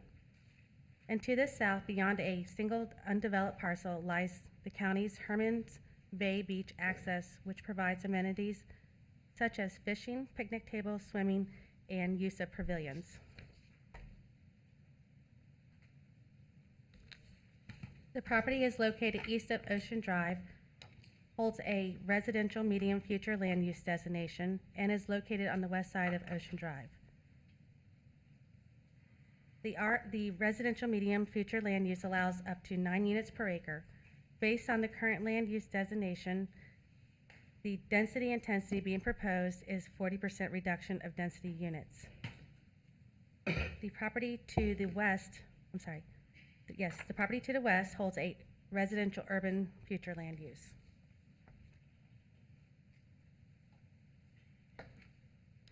The current zoning designation for this site is Hutchinson Island Residential Zoning District. This is the proposed site plan depicting the overall layout of the site. The outline in blue shows the proposed 25 three-story villa resort units, which features 4 bedrooms along the ocean front and meets the overall height of 35 feet. The outline in red shows the proposed 25 one-story internal resort cottages, which features 2 bedrooms. The resort units will be subject to a declaration of condominium, which will be govern the ownership, maintenance, and use of the resort units. The oceanfront restaurant, bar, and swimming pool will be open to the resort guests and the public. The resort will be open 7 days a week, serving breakfast, lunch, and dinner. The project will have one driveway on the east side of Ocean Drive with a southbound left turn and a northbound right turn lane. An existing emergency access will be maintained on the north end. The accessory 20 slip docks will support vessels and kayaks and the boat amenities on the Indian River Lagoon for the resort guests only. General restaurant and bar patrons will not be granted access on the dock or boat slips. Access to the riverfront amenities will be provided via a pedestrian crosswalk along Ocean Drive. Dock and waterfront amenities access will be closed by 10 p.m. There will be no parking permitted along both sides of Ocean Drive. The proposed architecture is tropical modern design, which combines the clean lines and unique color palette for contemporary design with exotic wood and stone facades, capturing natural light from different views. This is the proposed west elevation of the clubhouse/restaurant. This elevation is the west elevation of the internal resort cottage. And this is the west elevation for the 3-story resort villas along the ocean side. This exhibit demonstrates the distance from the main entrance to the Ocean Bay beachside and Herman Bay beach access public parks. The red line depicts the measurement from the clubhouse main entrance to the parks. Pursuant to Land Development Code Section 71011C, established regulations governing the distance between requirements selling alcohol beverages for on-premises consumption in from an existing religious facility, school, public park, or public playground within 1,600 feet. The code provides for a procedure whereby the Board of County Commissioners may approve a waiver to the distance requirements for the sale of alcohol beverages for on-premises consumption. The applicant has demonstrated on the site plan the type and size of establishment is more than 35 seats, adequate parking and well-buffered landscaping from all adjacent residentially zoned areas, and public parks and any traffic impacts. The closest establishment licensed to sell intoxicated beverages is Pietro's on the River within the Island Dunes Country Club, which is approximately 3 miles southwest on Ocean Drive and Jensen Beach. Pie Hole Wood Pizza Restaurant licensed to sell beer and wine located approximately 8.5 miles northeast on Ocean Drive in Fort Pierce. This rendering demonstrates the parking and valet analysis prepared by O'Rourke Engineering and Planning and reviewed by the county's traffic consultant, Kimley Horn and Associates. There is a total of 191 parking spaces provided. 100 parking spaces are allocated for the 25 oceanside villas. Each villa includes a minimum of 2 driveway spaces and a 2-car garage. The remaining 91 spaces throughout the site to serve the additional 25 rental cottages in the clubhouse, which consists of 7,200 square feet of restaurant use. The parking analysis shows that the provided parking spaces illustrated in the site plan, the 191 exceeds the number of parking spaces needed during peak demand without factoring shared parking. 184 is weekdays and 162 on Saturdays. In the event of an additional demand for parking, the valet system can accommodate 32 additional parking spaces based on the proposed valet configuration. In event of a longer than usual service rate or increased demand, the green outline depicts a valet service area fronting the clubhouse that could queue approximately 8 vehicles. The Pelican Point West Homeowners Association provided the county a letter representing all owners of the 9-lot subdivision outlined in green supporting the Seaside 20 application for the east and west side of Ocean Drive. These are your standards of review for evaluating a conditional use. Pursuant to Land Development Code 11.02.07 and 11.07.03, the applicant has demonstrated compliance with the following standards. A tourist court is an eligible conditional use within the Hutchinson Island Residential District. The restaurant and other uses being as an accessory to the tourist court resort are similar to a boutique hotel offering full-service amenities for hotel guests. The proposed use is consistent with the St. Lucie County Comprehensive Plan Policy 1.1.12.4. The county shall explore regulatory incentives and criteria that encourage the preservation of viable water-dependent support facilities such as public lodging establishments. The tourist court will not have a negative effect on adjacent properties. The landscape plan provides a 10-foot landscape buffers along the north and south property lines, including an 8-foot-tall opaque fence along the south boundary. Low intensity and level safety lighting shall be in the main guest and clubhouse parking areas, compliant with the Sea Turtle Lighting Protection Plan. The St. Lucie County Fire District has reviewed the petition requiring emergency access with stabilized turf on the northeast side of the project. Due to access, some of the cottages along the west side will need to provide fire protection. Environmental Resources Division reviewed the petition and found to be consistent with the requirements of the Land Development Code, Section 7.09.00. The conditional use and major site plan conforms to the standards of review as set forth in St. Lucie County Land Development Code, Section 11.07.03, and is consistent with the St. Lucie County Comprehensive Plan goals, objectives, and policy. Staff recommends the Board of County Commissioners approve the conditional use permit and major site plan, subject to the 19 conditions of approval outlined in the draft resolution. This concludes staff's presentation. Staff, the applicant, and their representatives are available to answer any questions from the board. The applicant has a presentation prepared. Thank you. Any questions of staff? Would the applicant like to take the floor? Good evening, Mr. Dobbins. Thank you, Mr. Chair. For the record, Lee Dobbins with the Dean Mead Law Firm here in Fort Pierce, representing the applicant. We also have with us Mike Houston with HJA Design Studios, Susan O'Rourke, our traffic engineer, and Lee Heaton with the applicant, available to answer your questions. The name of the resort that'll be before you is Wanaloo. Please don't ask me to spell that, which is the Arawak word for St. Bartholomew Island in the French West Indies. To start off with, I'd like to thank staff for their hard work on this. Oftentimes, projects are dependent upon very tight timeframes. This was one of those. The applicant had some tight timeframes under their contract.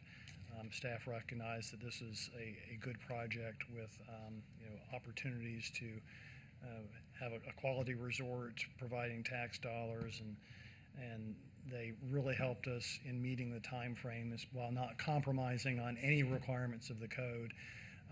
There's a lot we had to do in a short amount of time, and I really appreciate their hard work. As you saw with the site plan, and Mike Houston's going to go into that in a little more detail in a minute, this is a unique resort design.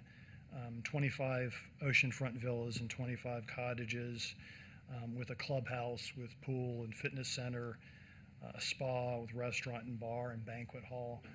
It's the kind of place where it could cater to family vacations, but also to weddings and corporate retreats.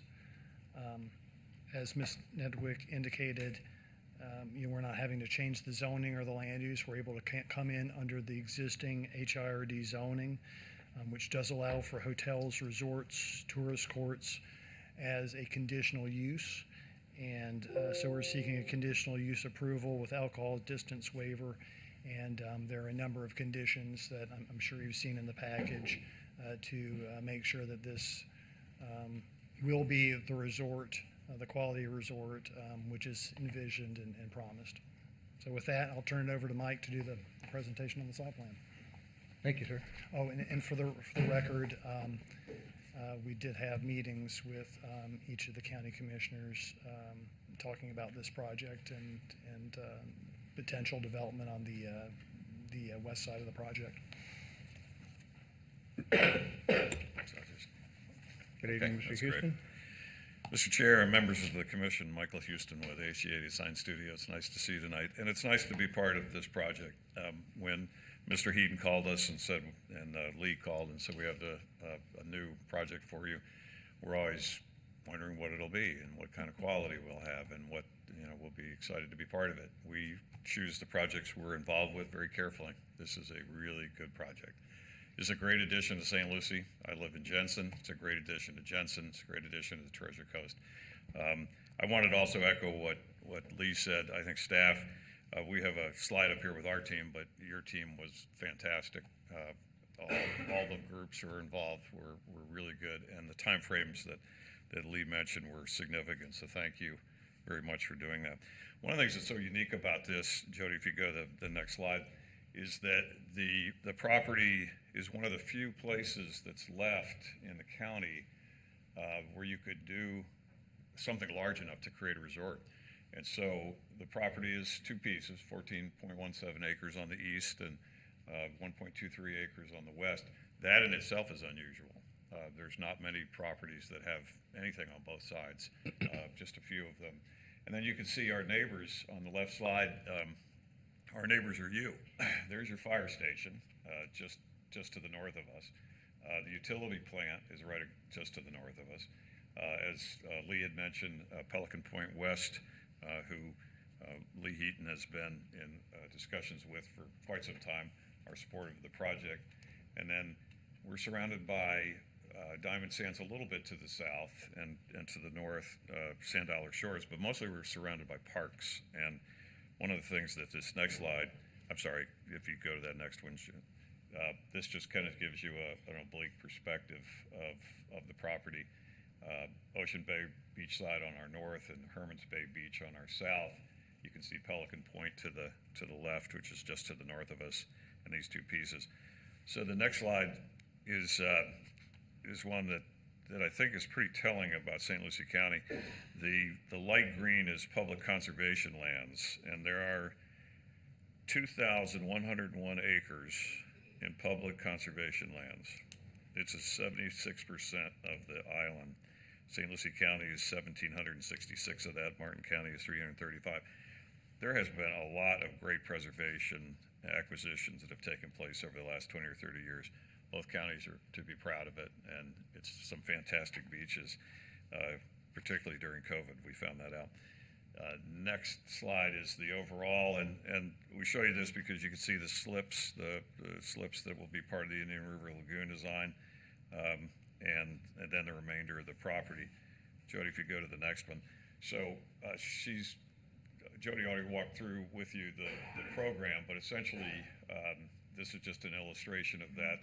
The three-story villas, which are on the ocean, the one-story cottages, which are behind that, and then the clubhouse, which becomes the centerpiece of the whole community for social and some recreational activity as well. The south side, to give you a better sense of this, the idea here is that the resort becomes a very walkable place. Once your car is parked, you're going to just enjoy the beach, you're going to enjoy the river, you're going to enjoy the amenities. We have an open green space here around the cottages that could have splash pads or could have play areas. One of the things that the Heatons are very focused on is trying to make sure families come here as well as just couples, as well as singles. So there's a walkway that connects all of those cottages. You can kind of see through the tropical foliage. Matter of fact, the next slide, if you go down to that. This is the villas, the three-story villas. Each of those has a two-car garage inside, but also has two cars outside in the driveway. And then you can see we also have parallel parking along the main road. Here's the villa illustration that Jody showed you a few minutes ago. And then this is the one-story cottages, and this is the central amenity area here in the middle. You can visualize it whether you want to be up at Seaside or down at Key West, Truman Annex. The idea here is that you're going to be in this great lush setting, a beautiful place to come and enjoy St. Lucie County, and I think people will come here from all over the country.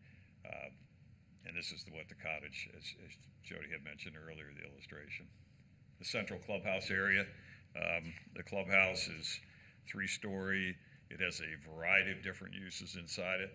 We've spent quite a bit of time, particularly Susan O'Rourke on our team, with Jody and with staff going through what the parking on that was, what the uses are, and we're very comfortable that between the regular parking that we have here, which is just the daytime parking and the valet parking that can be provided during events, that we are more than adequate on our parking. And that has been, as I said, quite a discussion. So the parking that's you see here in front of you, 67 of those spaces are in the clubhouse, 96 spaces are in the resort villas, and those are with the garages and the parking areas, and then 25 parking spaces that are along the roadway.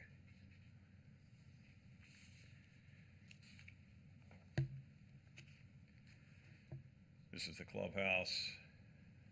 It's a very unique, very exciting. We're seeing more and more contemporary architecture like this, and I think the description that you provided and that the Heatons provided you is quite appropriate for this. And then the north side, again, the same idea here is that the cottages are all connected by a walkway system.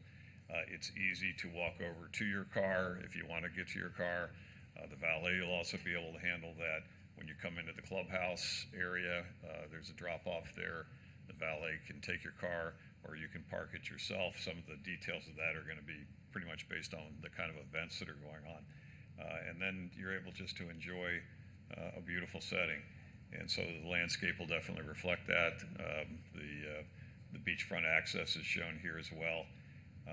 If we go to the north, we've got an access that's both for the emergency purposes as well as beach dune crossover, and we have 3 of those that are proposed. And then lastly, back to the dock. Part of this is also the opportunity to provide educational recreation, so people can understand the Indian River, understand seagrasses and manatees and the things that make the Indian River unique. And when you go to some of the nicer resorts in Florida or around the country, education is part of the element, particularly when you're talking about water and the use of water. So this is a great opportunity for that. So we're talking about boats, but also kayaks and paddle boards.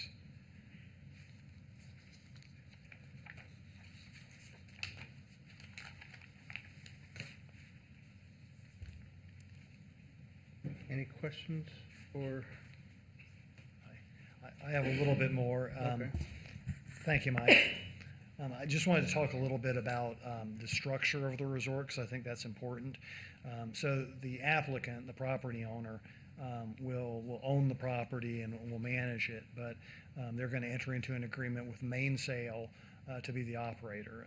If you're not familiar with Mainsail, they're a large company with a lot of experience operating high-end boutique resort properties. You go on their website, they operate the Epicurean Hotel in Tampa, Scrub Island Resort in the British Virgin Islands. They've got a couple of dozen great properties on their website if you look on there. So they're a very experienced operator in high-end resorts. They would flag this as a Marriott Homes and Villas. And although the resort is under one owner and one operator, this is going to be like a condo hotel type structure. So the villas and cottages could be sold to separate individual purchasers, but similar to a condo hotel, it's still a part of the same resort. So what that means is that the resort operator maintains and operates the resort property and all the amenities. They maintain the landscaping, the facilities, the room keeping, housekeeping, all of that sort of thing, even though individuals might own the individual units. Nobody would be allowed to live in their unit year-round. There's a length of stay limitation, and when people are not vacationing in their unit would be back in the rental pool.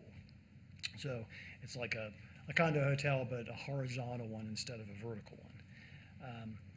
There would be a declaration of condominium that would restrict those units to make sure that those rules are in place. But in addition, there are the conditions of approval, which we worked out, that are in the conditional use to assure that that's the case. And actually, my clients asked for a couple of those restrictions to be put in there because, again, they want to make sure that those owners' hands are bound not just by the condo declaration, but they wanted some restrictions actually put in the conditions. So a couple of those restrictions that we asked and that have been added to the conditions are that all resort units must be placed in the rental program run by resort management and be available for rental by the public when the owner of the unit's not staying there. And also that the owners of the resort units may not declare their units as their homestead for the purposes of obtaining the Florida homestead property tax exemption. So through those tools, both the condo declarations as well as the restrictions in the county resolution, it assures that this is in fact a resort and will operate as we plan it to. And that's all I had. With that, I'll open it up to any questions. Any questions of Mr. Dobbins or staff? Mr. Dobbins, a couple from me. One, first of all, is a compliment to Mr. Heaton and their group, bringing a quality development. And, you know, Mr. Houston, you hit the nail on the head. You could come in here and ask for a tall story building and density and density and density, but this is a very quality proposal here. So that's good. You're preserving the mangrove forest. I want to point that out because that's very important for the western side. The portion of the mangrove forest is very important for the water quality. You've also indicated that you're going to use natural cut coquina as part of a landscape provision on the west side. That's actually not even a part of this. We had discussed this. Okay. And the possibility about us coming back and doing a separate application for the west side, that would be a part of that. But just to keep things simple, we're not touching the west side in this application. That would be a separate application. Okay, The only great. thing on the west side now is the docks that you saw. I'll stay to the east side.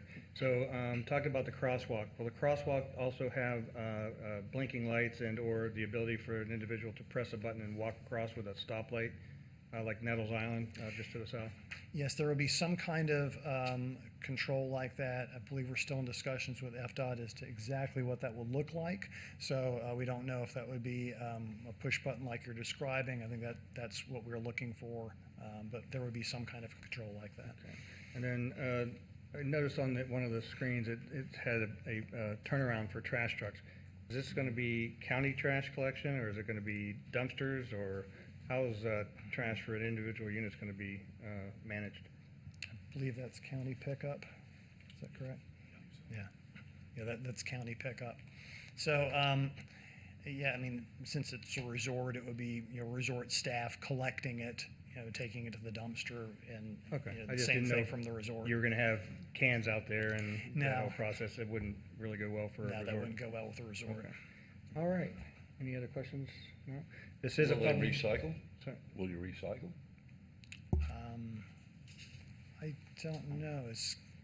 County has recycling pickup as a part of its normal pickup, right? That would be a And- private agreement with the collector, the Right. trash truck. Yeah, I expect it would be just like any private business. All right, well, we'll let you take a break. This is a public hearing, so I'm going to go ahead and open up the public hearing portion of this. All right, thank Anyone you. wishing to address this item, please come forward. Seeing no movement, we'll come back to the board. Mr. Chair, Now we this have is- our quasi judicial announcements. Oh, hi. Just keeping you on tabs a little You're the bit. best.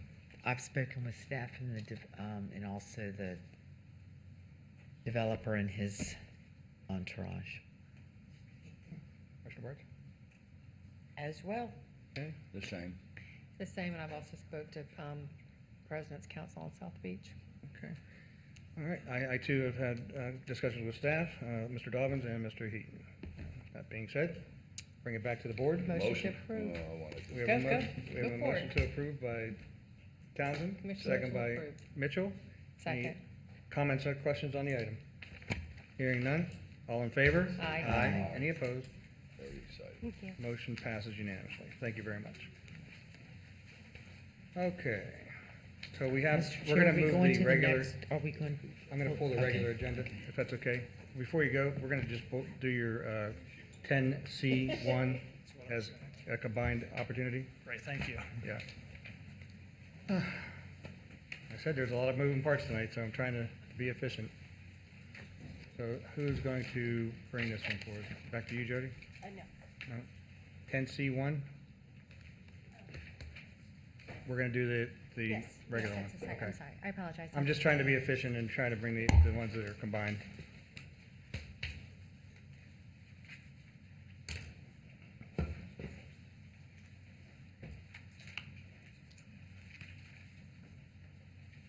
Chair Dudowski, I already went through the presentation. If you'd like me to go through it again, I can.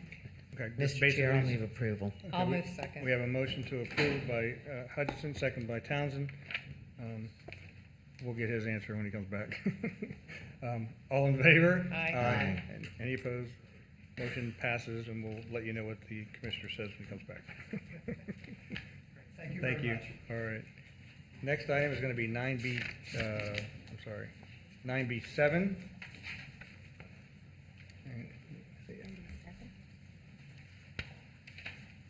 Ms. Pendarvis, we don't get to see you very much anymore.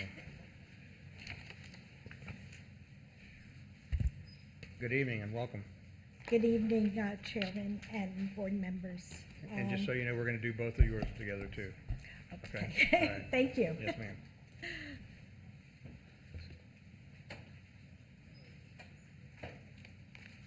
Did you want to wait for Commissioner Mitchell? I'll ask him the question, but you can go ahead and start with the Okay, because it'll be brief. This is the second public hearing for this agenda item. It's a county-initiated agenda item to clean up the land development text of the Land Development Code within the recreational vehicle park supplemental standards.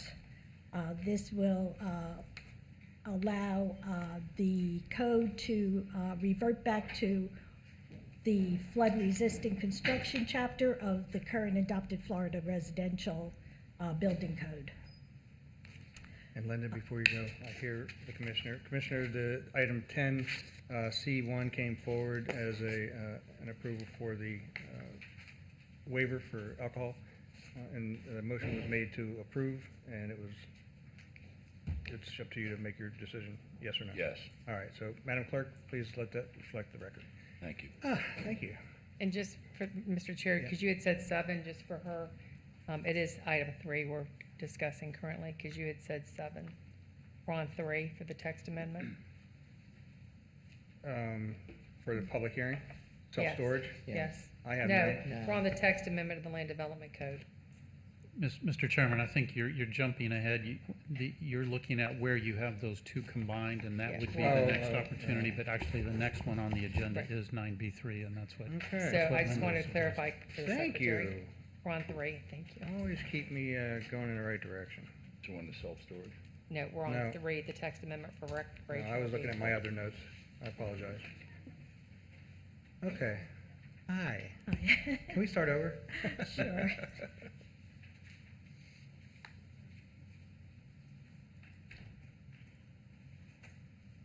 Good evening, Chairman and Commissioners. For the record, Linda Pendarvis, Planning Manager with St. Lucie County Planning Development Services Department. Tonight is a text amendment to Land Development Code initiated by the county to clean up the recreational vehicle park supplemental standards. With this change, it will allow all construction to meet the applicable flood damage prevention regulations in the Florida Building Code, and the St. Lucie County building official will ensure the building plans specify these requirements. This is the second of 2 public hearings. The staff finds this petition to meet the standards of review and would request that the board approve this text amendment to revise the guidelines governing residential construction within recreational vehicle parks, and allow adoption of this amendment to the St. Lucie County Land Development Code. And that completes my presentation. Okay, any questions of staff? Hearing none, this is a public hearing. Anyone wishing to address this item? Seeing no move, we'll come back to the board. Motion to approve. We have a motion and a second to approve. Any comments or questions on the item? All in favor? Aye. Any opposed? Motion passes unanimously. Thank you. Thank you. All right. Moving on. Number 4. 9B4. And so this next one is quasi judicial since they're coming forward, and I think most of us spoke with staff. Want to get them out of the way now? Sure. Mr. Chair, I've only spoken with staff. Mr. Bart? Staff. I only spoke to staff. We have staff, and Staff. and I also spoke with staff, so across the board. All right, Christopher, you're up. All right. Good evening, Chair and Commissioners. For the record, my name is Chris McCrane, Associate Planner with the Planning and Development Services Department, and I'm accompanied by Grant Chambers with the Public Works Department. Tonight, we'll be presenting a request from Ranch 37 LLC for a road paving waiver, and this is a quasi-judicial public hearing. Pursuant to Land Development Code Section 1100.03, advertisement for this public hearing was placed in the St. Lucie News Tribune on June 26, 2021, and notices were mailed to adjacent property owners located within 500 feet of the subject property. The collective 31.57 acre parcel is located on the north side of Pineapple Lane, approximately 1,240 feet west of South Header Canal Road. The applicant has submitted a preliminary site plan proposing to subdivide the property into 3 parcels, each exceeding 5 acres in size. And the site plan provides for individual driveway access to each of the lots from Pineapple Lane. Pineapple Lane is a county-owned and maintained roadway, but is currently unimproved. The existing asphalt travel way is approximately 25 feet in width with unimproved shoulders, and the county standards require a minimum of 11-foot drive aisle lane in each direction with a 5-foot stabilized or paved shoulder. The Land Development Code requires access to new developments, whether public or private, to be paved in accordance with county specifications, and development determined to be a small traffic generator defined as less than 100 trips daily may request a paving waiver from the Board of County Commissioners.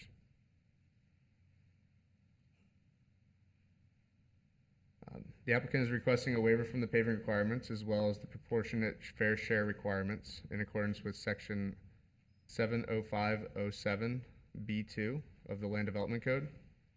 If each lot is developed as a single-family residence, the proposed site plan would be considered a small traffic generator with less than 100 trips being generated per day. This section allows the Board of County Commissioners to waive the paving requirements for small traffic generators following a public hearing if the board determines either if the road paving is not essential to provide adequate access to the proposed development and through the surrounding area, or the road will be paved as part of the county's 5-year road program or an approved municipal service taxing or benefit unit, or if the access road does not have adequate right-of-way in which to construct the necessary paving improvements in accordance with county standards. The option for granting the waiver allows the board to attach conditions as deemed necessary to minimize the impacts of the road on the surrounding area, including, but not limited to, payment by the developer of the development's fair share of paving costs for the unpaved road providing access to the development. The fair share contribution for the subject property's road frontage to the closest paved road, which is South Header Canal, is $367,614.69. Pineapple Lane is not currently listed on the county's road improvement schedule.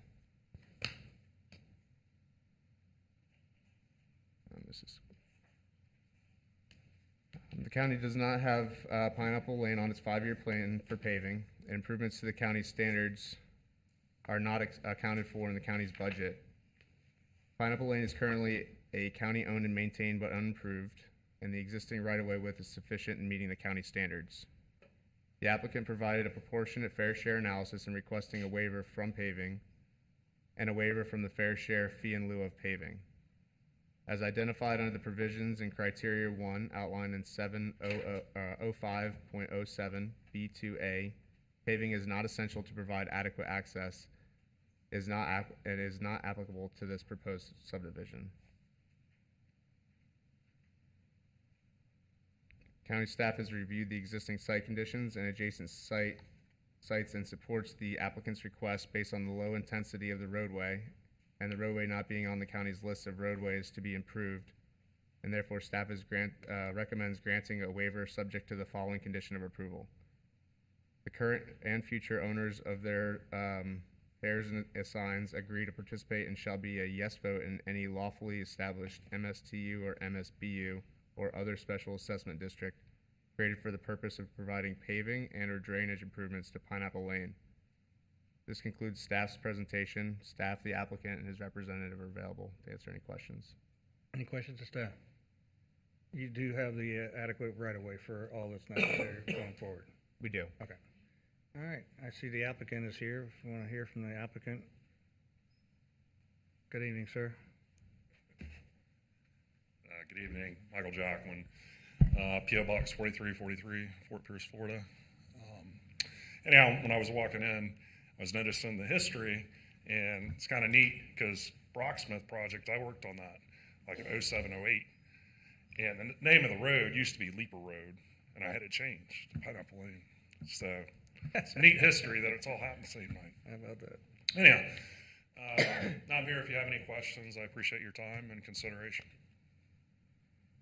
Any other questions? No? Okay, we have a public hearing, so I'll open that up. We'll go from there. This is a public hearing. Anyone wishing to address this item, please come forward.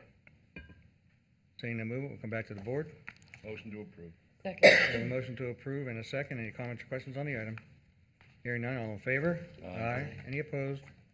Motion passes unanimously. Thank you. Next item is going to be 9B5. Here's coming up.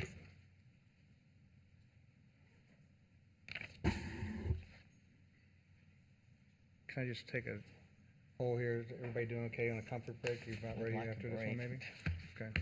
We'll take a comfort break after this one. Go ahead, Tahir. We'll get through yours, and then we'll be back.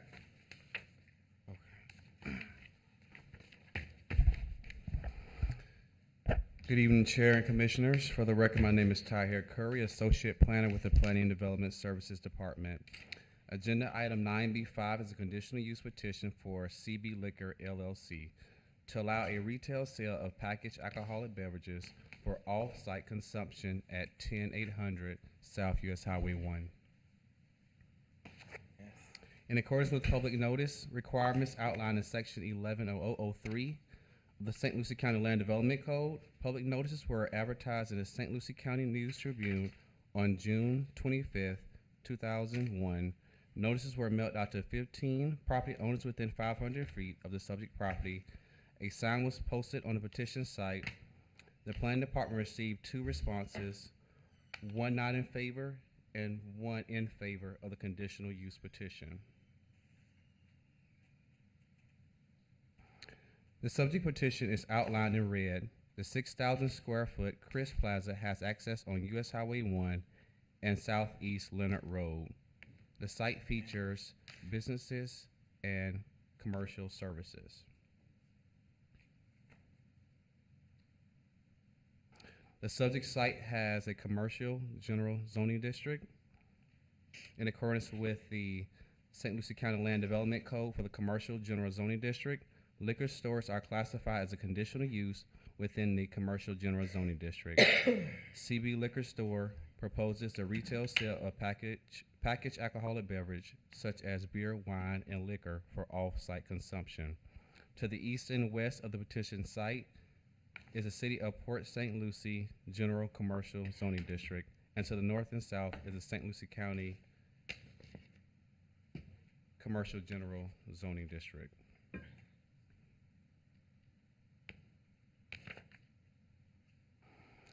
The retail liquor store is proposed on the west corner of the Crest Plaza at 10800 South US Highway 1. The space was previously an express printing office. Notices were sent out to 15 property owners within 500 feet of the subject property. The planning department received 2 responses. One in favor was the property owner, Mr. James Chris. The other not in favor of the property, is to the south, is American Stars and Stripes LLC. The business name is Behavior Basics, Inc.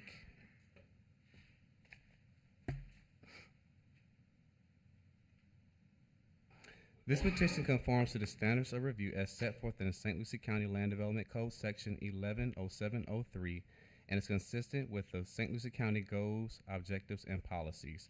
On June 17, 2021, the Planning and Zoning Commission held a public hearing on the petition and unanimously passed a motion to forward the recommendation of approval to the Board of County Commissioners.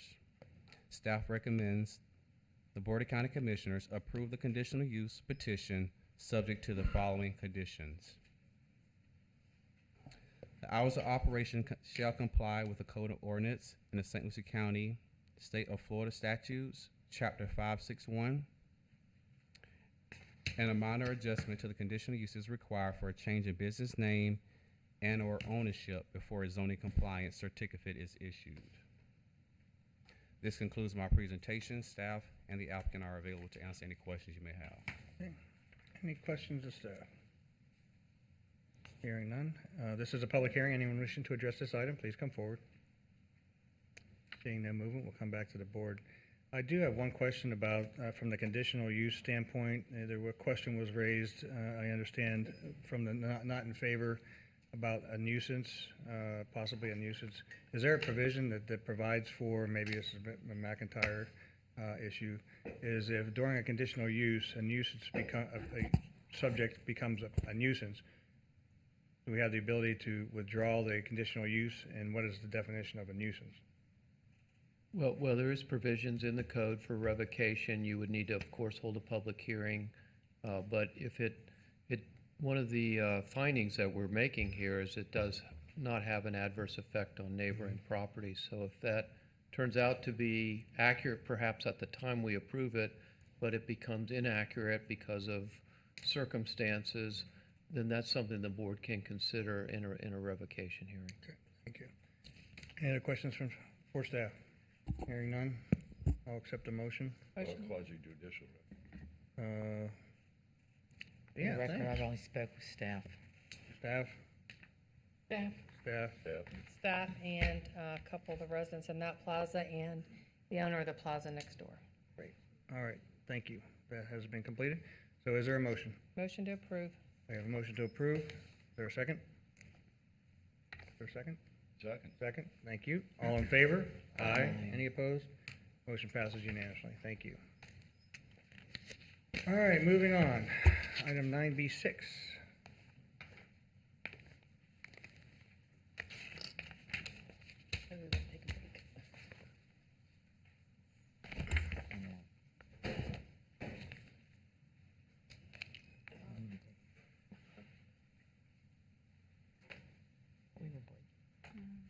Oh, yeah. Can we take, recess? we just want to take a 10-minute break if that's okay. Yeah. Some of us are old. Hey, speak for yourself. We have 1, 2, 3, and then the regular agenda.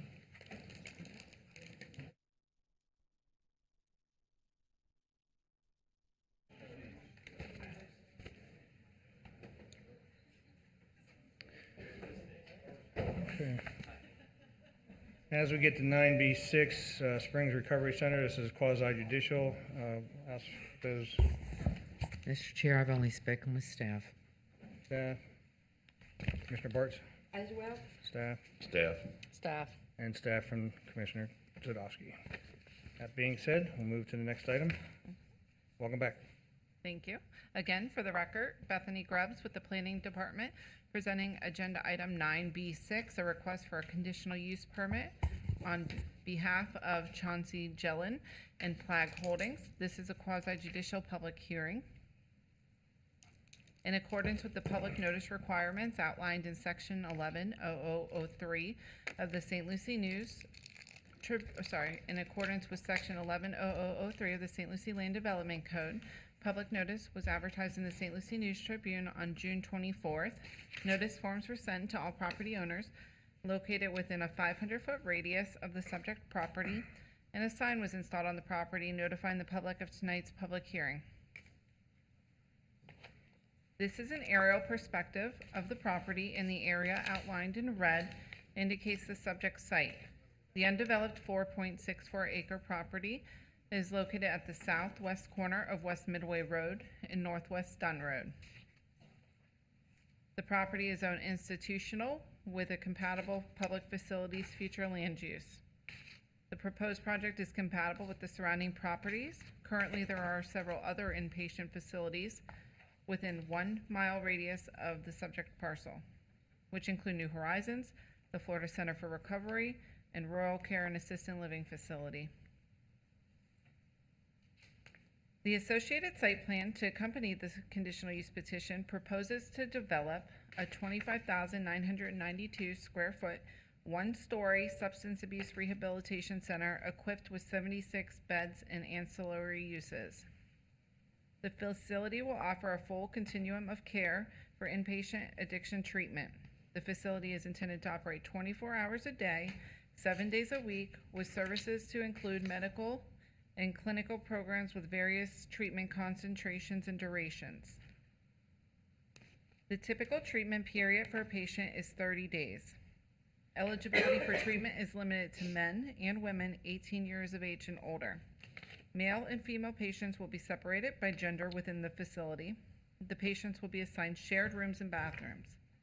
The medical team will be available on site during the entire treatment process, and no visitation is proposed during a patient's stay.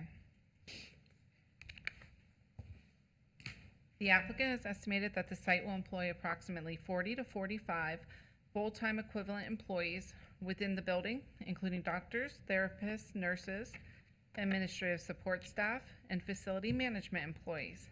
75 parking spaces are provided, which exceeds the minimum parking requirements, including 4 ADA accessible stalls. Access to the site is proposed by 2 access driveways. Because the northern driveway is proposed inside of the 350-foot setback requirement from the Midway Road right-of-way, the northern driveway will be one-way in with directional signage. The plan proposes a full access driveway at the south end of the site. The county's traffic consultant has reviewed the project and determined that ingress right turn lanes are not warranted at the project driveway on Northwest Dunn Road and West Midway Road based on the projected ingress traffic volumes. The applicant will construct a sidewalk for pedestrian access within the right-of-way of Dunn Road, along the perimeter of the property. The sidewalk will connect into the existing sidewalk that abuts along Midway Road right-of-way. The site will be served by the City of Port St. Lucie utility system for water and wastewater services with a standard developers agreement. The site is proposing to manage stormwater with a dry detention system located on the southern end of the site. An 8-foot masonry wall will be installed with code-compliant landscaping along the southernmost perimeter to buffer the non-residential use of the subject parcel and the residential use of the parcel directly to the south. The building meets the community architectural standards as per LDC Section 71024, integrating a minimum of 6 architectural features, including a portico-share, stone and stamped concrete, pavement at the project entry, drop-off, or pedestrian crossing, at least 330 square feet minimum, predominantly vertical rectangular windows with clear glass, 88% light transmission or more, a standing seam metal roof, a medallion, along with additional elements. One monument sign is proposed at the northeast corner of the subject site. The facility will contain a group meeting room, a smaller self-service kitchen, indoor seating areas, an outdoor patio, table games, and a tech station.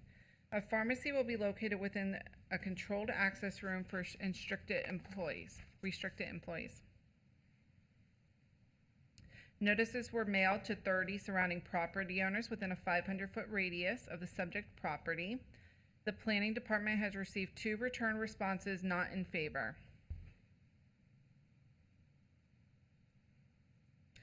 The applicant has demonstrated compliance with the following standards of review for conditional use petitions. The St. Lucie County Land Development Code, Section 30103, allows medical and other health services as eligible conditional uses within the institutional zoning district. Furthermore, the proposed development complies with Section 70401, lot size and dimensional requirements of the code for the zoning district. The proposed plan encourages infill development of land within the urban service areas that is adjacent to other institutional establishments and nearby residential land uses. The traffic analysis demonstrates that the adjacent roadway has sufficient capacity available to support the proposed project upon build-out, and water is available via City of Port St. Lucie utilities. The St. Lucie County Fire District has reviewed and approved the proposed project in accordance with state fire code and has no objections. And a landscape plan has been reviewed and found to be consistent with the land development code. Staff has determined that the conditional use permit meets the standards of review outlined in Land Development Code Section 110703 and are consistent with the goals, objectives, and policies of the comprehensive plan. Therefore, staff recommends that the Board of County Commissioners approve the petition subject to the following conditions of approval. Pursuant to Land Development Code Section 110705E, any change in the project name or ownership of the property will be subject to a minor adjustment to the conditional use permit. Pursuant to Land Development Code Section 110705E, any change in use and or increase in the maximum of 76 beds shall be subject to a major adjustment of the conditional use permit. The existing wall located within the right-of-way dedication area along Northwest Dunn Road must be removed prior to the acceptance of the right-of-way by the county.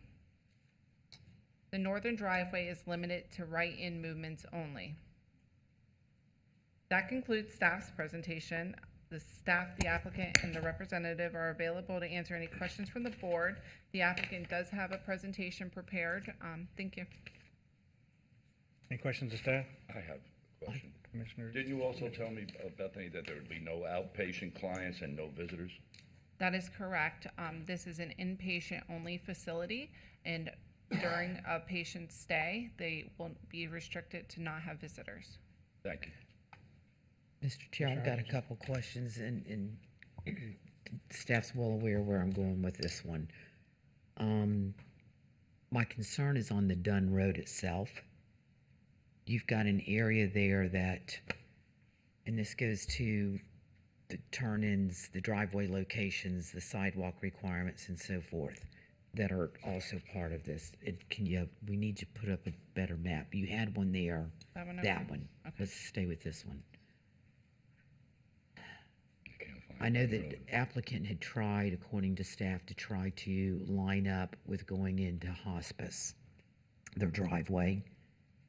And that was turned down on the waiver, was it not, on the, correct? Correct. Because of the closeness to the corner of Midway Road. Correct. One of the people that have been opposed to it is residential, so if you go down to the bottom of that map, you're going to see it's residential through there. And what happens is the beginning part of Dunn is paved to county standards, especially as it comes off of Midway. Then it starts narrowing down and becomes a milled county road. And then you go into the city limits of Port St. Lucie, which it is then built to city standard roads. There's going to be a gap right there of unimproved roadway, not in front of so much this area, but I'd like to know, when's the county going to do that? And what's the cost to Dunn Road? My other concern on this one is the sidewalk that they're being required to put in, and I get it about the sidewalks and so forth. However, one of the issues with people that are opposed to it is that they already have people coming out of Florida Center for Recovery and or New Horizons that are using this as a walkway coming down Midway Road because it goes straight into the city limits, i.e. over to Selvets and so forth. So it's the encouraging that walk through there, going through a residential along with the 45 employees, vehicles in and out, service vehicles and so forth. They're going to be encouraged to use an unimproved road section. So I've asked staff to, i.e. come up with a figure off the top of their head, because I can't hold them to it, of what that cost is to the county to finish that road out, because it's nowhere on a plan. Secondly, with the way all of that whole entire area of Midway Road is developing, it's mostly institutional slash, for lack of a better way of saying it, commercial but in a different Mental form health. through there. And one of the things that many of us sit on the TPO, we've been asking for a new transit route from 25th Street out. And that's, from what I'm hearing, is years down the road. I would prefer to see there be a transit stop put out on Midway Road from that property. Like basically where they would face Midway. There's a dip in the sidewalk, either to let them pull the fence back or whatever, where transit could pull in. This would be the start of property being set aside for it to help service there, because presently there is none, but we have to start somewhere. And then again, help me get around the fact that the driveway's at the south end of the property. Why would it not go into the middle of the property, thereby once again not affecting kind of that residential area where they can do a left-right turn to go back out to Midway, not so much pushing them down Dunn. Is that making any sense? Okay. I was wondering why there was 3 entries, or, one way in and one with 2 ways. Instead of just having one 2-way in, one in and one out. But Or just like one main one right there. So I mean, I'm having, Patrick? so get me there. Good evening, Mr. Chairman, Commissioners. Patrick Diane, Assistant Public Works Director for the record. I'd like to speak to some of the questions that you asked, Commissioner Hutchison. I can't answer regarding the sidewalk, but however, just doing some quick math, you had asked about the cost to pave that section of roadway that is currently a granite chip seal section down to the city limits. We can't know the specific numbers, but what I can tell you is... and I knew it was short, no, it's just Right, a roundabout. Let's assume that chip seal is available to be paved directly over, and you could pave over it with 2 inches of asphalt. Let's assume that. The cost would be somewhere around $40,000, give or take. That's using our continuing service contract that we have with our paving contractor. So that's with some assumptions. Now, we don't know if that base could be supportive of the asphalt directly on top of it, or if more structural improvements would be necessary. But that's using our current contract. I'm not aware that Dunn Road is on our resurfacing. It's not. I don't believe it is, ma'am. So those are the 2 questions I can give you an answer to. Regarding the driveway locations, the applicant is here. I believe that's where the site plan was requested to have the driveways in order to work for their circulation.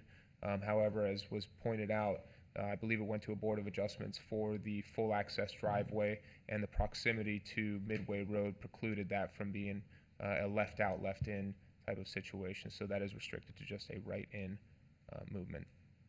And do we know, at least from Public Works, the issue on the sidewalk? Because I know there's one already on the other side by the hospice going down to the end of their property. Would it be better to put it all on that one side and just extend it down that way versus, I don't want to do away without properties, but I understand where the residents are concerned. This is putting all that traffic onto their road through a residential area, which is not what I think anybody had intended. So I'm trying to help both sides out if I could. Yes, ma'am. So I believe there's sidewalk that's proposed. It might either be a 5 or 6 foot sidewalk, Bethany? I believe it's a 6 A foot. 6 foot sidewalk that's proposed along this frontage. And conditions such as a case where the board decides that maybe the sidewalk doesn't make sense in that location, we can always entertain a fee in lieu of and then utilize that money for sidewalks anywhere in the county, the way our ordinance is written. So that's, excuse me, that's an option that exists out there, but currently we are requiring the sidewalk to be constructed along that western. Okay, we're gonna go just a little bit deeper, and I hate to belabor this whole thing, and it's not specific to this applicant on it, but I've noticed that our sidewalks, as you said, we use the 6 foot wide, correct? But yet the two cities have gone smaller. And that's kind of, when you're gonna be pushing right up against the city of Port St. Lucy's on there, on a residential street, that's kind of overkill. So I'm not asking for it right now, but I would like staff to come back with some ideas to the board in the future, how we can start addressing that.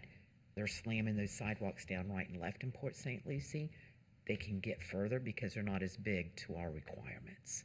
But yet they're coming onto, especially in the city of Fort Pierce, onto county roads. And we're giving them away. So there's no continuity. No, there's not. So, and again, and I'm not sure if the sidewalks, because I'm trying to avoid throwing walking, or that kind of thing down that particular road is what it is. So whether it's spent on the other side of the road, I don't think that road needs two different ones. But then it goes back to the transit issue along with, are we gonna put it on the list to be paved? Commissioner Hutchinson, may Yes. I shed some light on the easement If you could. question? I consulted with Mariah, our transit director. She would be supportive of an easement along the north boundary of the site along Midway. I believe it's about a 15-foot easement that they typically ask for. However, in doing some research, we found that about a half-mile east, we have the Ravinia project. A trigger of a bus shelter comes with their first building permit for a single-family home, and also a fee for the installation of a shelter. Okay, and that project's been around for how many years? It's never Understood. been done.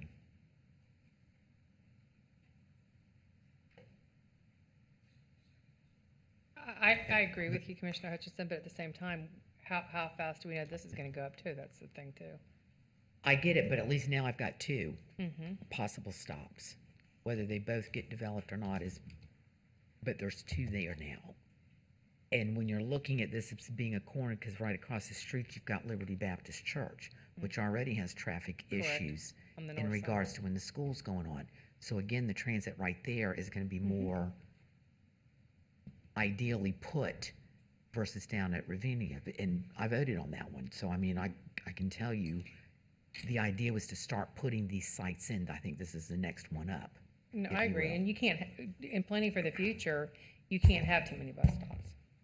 So I would agree. So, again, okay, that's it, but I mean, I don't know how much that's gonna mess this project up by going in there, or can we work something out with them to get that little bit of easement through there to allow that on the transit part of it? The applicant is because available if. He's got a we site want- plan here, that's why I'm asking, he's gone to all this. So let's work. ask the applicant. Okay, but then what about the driveway? And Commissioner Zadowski, you brought that up, the same thought I was. You got three different entrances out of there. Can we go down to one? There is a separation requirement between driveways. Going down to one may raise concerns with the fire district for Okay. access. And Could you just have a right-in if you're coming off Midway? if you're coming off of Midway, the second driveway would work dual as a full access. And are you referring to eliminating the north driveway point? No. And I'm retaining the southern? Looking at doing away with the southern one. That's the closest to the residence. That one is needed for right turn outs. The northern driveway is the restricted driveway. And what's the middle one? There's only two. Oh, there's only the two? Yeah. Well, there's I a thought there was. a it one-lane showed one as to the three. north, and then there's a two-lane one to the south. Space in between. So you got three basically travel lanes. That's right, two together and one Three in the travel north. lanes. You have the other picture on the next slide, I think, or the next slide after that. There it is. So here's the restricted driveway with no left turn out due to the Board of Adjustments denial of the variance. So the circulation would be to come in and then out, or they could, if they pass this entrance, they can go in this at this route. But they would still have to circle back to go out this way. So what if we omitted the one in, coming in, heading south on Dunn Road, and you had the in, one that's there, and the one coming around would be the exit only? Makes sense.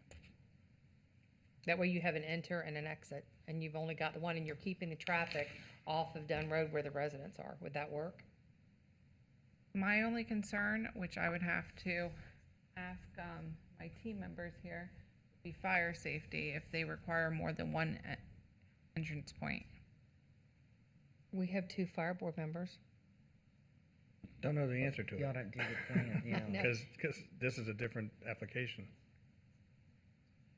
So, The site plan is still going before review, before the planning director. I don't know what the process would be if that is considered to be evaluated later on, after this hearing. well, we have a If number that's of it. questions. Why don't we have the applicant come and turn and answer some of them to get through some of those questions? Who's here for that? Oh, all right. There we go. I'm talking right in front of you, behind your back. Thank you, staff. Thank you, Chairman, Commissioners. I'd like to just point out the agenda item right before this was the liquor store, so we're coming full circle on this drug and alcohol rehab facility. So thank you for your time this evening. On behalf of the applicant and the property owner, my name is Daniel Sorrow with the land planning firm of Kotler and Hearing, representing Flag Holdings. Our team is shown on the screen. And as Ms. Grubbs pointed out, this is the ideal location for an institutional use.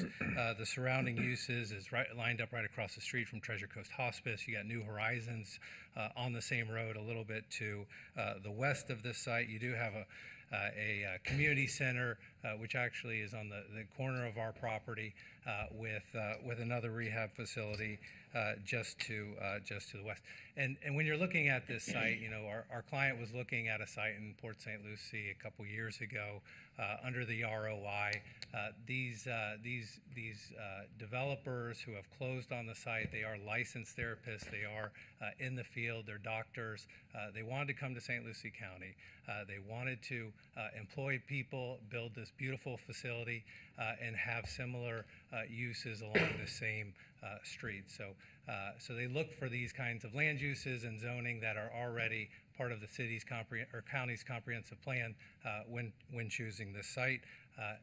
The county just finished Midway Road. It's a beautiful road with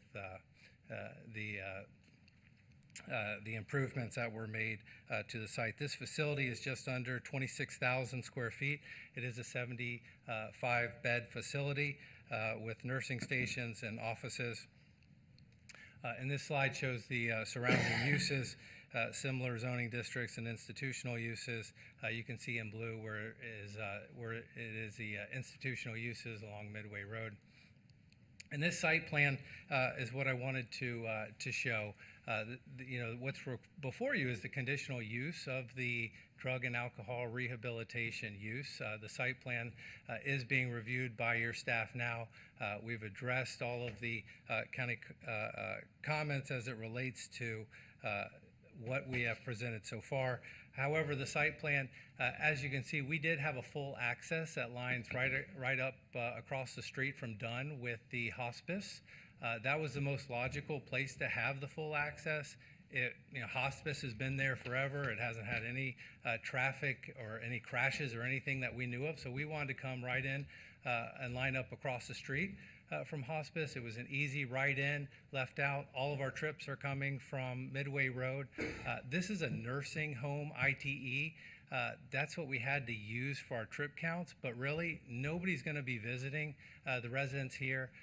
We have a very minimal amount of employees that are going to be using this site. So we felt like, and our traffic engineer prepared his letter. He said that we only needed one access, but you had to go through the process. We went to the Board of Adjustment. They denied it. So at that denial and staff's request, we put in the secondary access towards the south end of our property on Dunn Road. Commissioner Hutchinson, we don't want a sidewalk. If we could not have a sidewalk. Oh, you still pay fee in lieu of, but. Right. But you understand where I'm coming from. Yes, ma'am. Anyone who comes and receives treatment at this facility is going to be dropped off in a shuttle. Most people are coming from the airport, so they're going to get on a shuttle. They're going to come. Nobody can arrive in their own vehicle. Nobody can leave without any supervision. So it's pre-ordered when people arrive, when people leave. It's part of their treatment program, which can last 30 to 40 days is a typical treatment facility. They don't get visitors. You can think of this as kind of a minor hospital, a little mini hospital, because they come in, they get food, they can't leave, they get treatment, they get a lot of them are on medication throughout their treatment, and it's a good use for this area. It's a needed use in today's society. And it's a 100% secure environment. So there's an 8-foot masonry wall going around the whole perimeter. You can see how the building, see all that green space from the building to the property in the back. We tried to pull the building as close to Dunn Road as we could to provide a little bit better of a buffer to our residents. The site plan's designed, it's a nice facility, 26,000 square feet. It's got a porte-cochere drop-off. We spent a little bit of time in laying this out with the parking lot. It's oversized. We don't need that many parking spaces for our 20 residents or 20 employees that are going to be there during the day. And when you look at this site plan, it's pretty symmetrical. So you got the male patients on one wing, and then you've got the female patients on the other wing. This building kind of reaches out and hugs the new patients. We specifically kept it open underneath the porte-cochere to make it garden feel, not institutional. You can see that the atriums on the building let natural light in to help the therapeutic process. Flat roofs, so you can put the HVAC equipment on top of the roof and have the bottom floor for landscaping. So a lot of thought went into this site plan. We're not opposed to having the one driveway location at the far south end or the north end, or even directly across the street from hospice, commissioners. But if you see the sidewalk that directly aligns almost with the sidewalk across the street to the hospice, it was more of a design issue than more of a program practicality. But again, we're not expecting any pedestrians to be coming and going into our site. It's not part of our program. And then this slide just shows the surrounding uses and how it's compatible with the different uses in the different facilities across the street. So we don't envision any trips going to the south along Dunn. There's no reason to go into the city. Most people are going to go on Midway Road, use that first access, and then leave. And that's just the way the program is set up. Operationally, this slide just shows kind of what I just said about the predetermined transportation for patients arriving and leaving the site. It's only inpatient treatment. There are no groups. There are no programs. There is no outpatient treatment. Again, it's like a little mini hospital. We've got 15 to 20 full-time staff during the day. It is 24 hours, so it's 24/7 maintenance, supervision, therapists, hospitals, doctors on site all day long. And then there is a cafeteria, so food service will be provided. Breakfast, lunch, and dinner will be served as well. And then lastly, there were a number of conditions put on the project. Most of these are enumerated in your code, so it's a little redundant, but we're fine with all the conditions placed on the code. And that concludes my presentation. Be happy to answer any questions you may have. Well, we've heard some of the questions about the easement for the transit stop on Midway Road, and then also sidewalk in lieu of, and then contribution to the paving.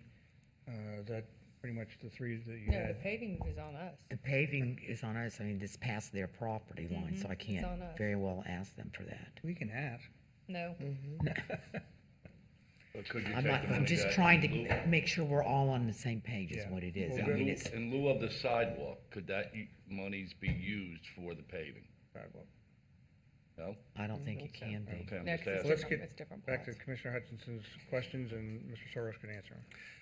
So the public transit easement, the 15 by 15, I think that's something we can definitely accommodate. It does look like there's a substantial right-of-way before our property starts. There's a drainage ditch there in some areas. So the real estate may already be there within the right-of-way to provide that.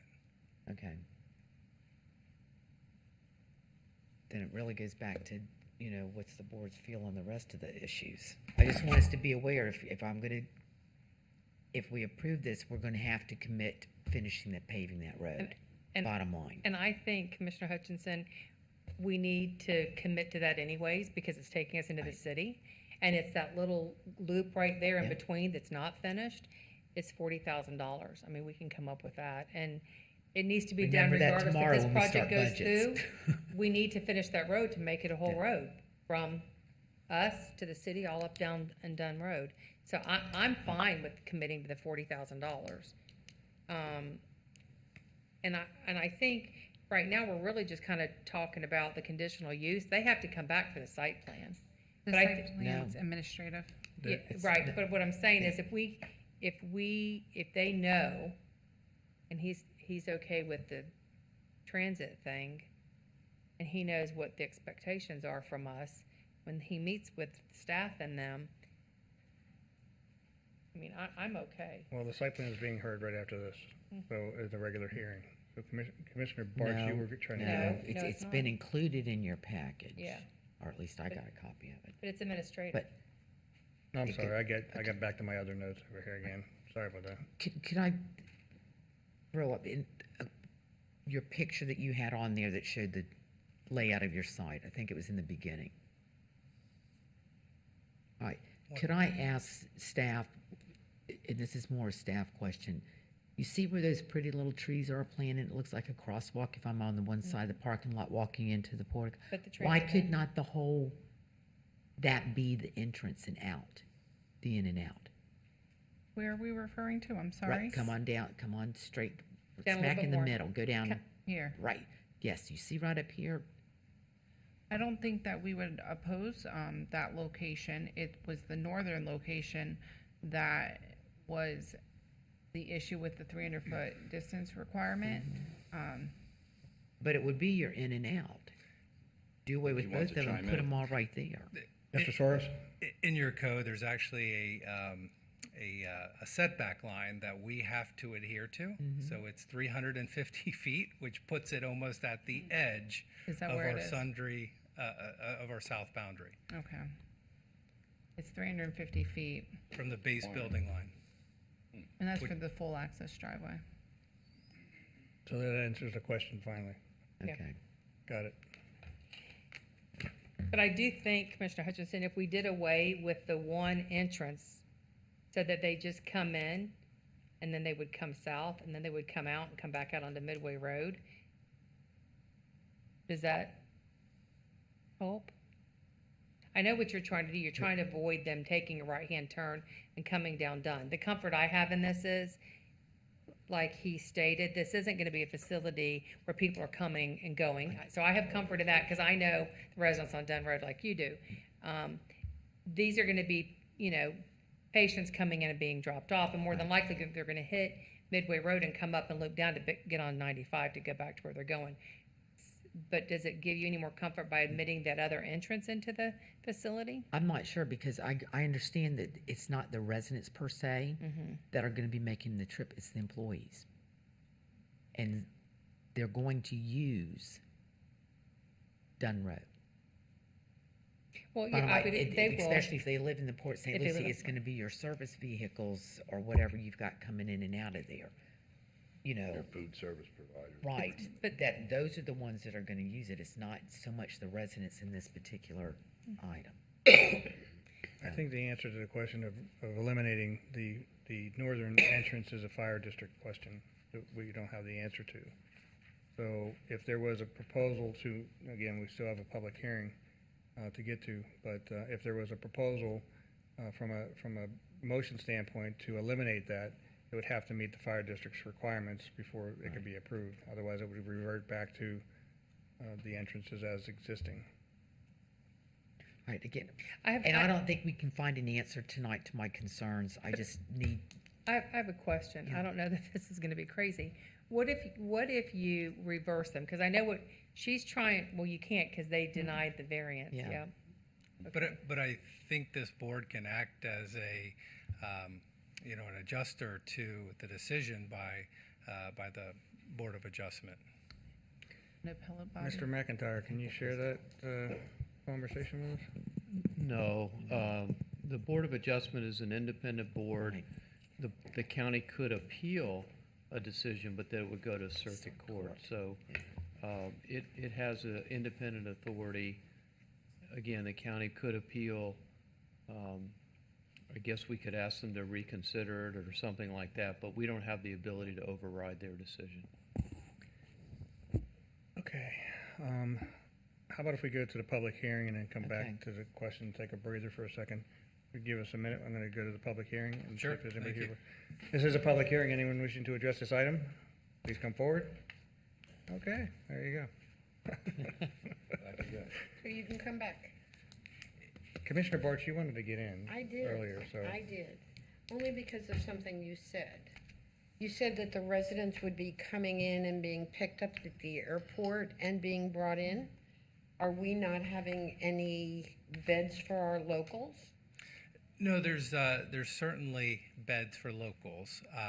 The local need is certainly high, and I think this will fulfill a need that the county has for local patients who are suffering from opioids or any of the other drug and alcohol problems that our society is faced with. So in that respect, we are open to county residents and even the whole Treasure Coast. The way that this has been successful in Palm Beach and other places is that a lot of people want to get out of town and come to a new town to receive treatment. They don't want all their friends knowing about it and those kinds of things.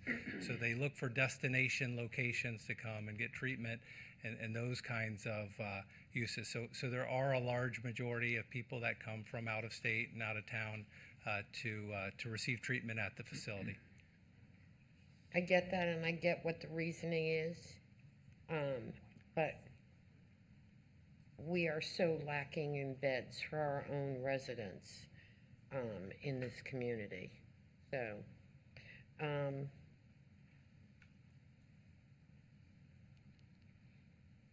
I think that it's a good area. I would say that you will see little, if any, traffic, even with the employees, and I'm assuming they're going to be on shift so that they're there 24/7.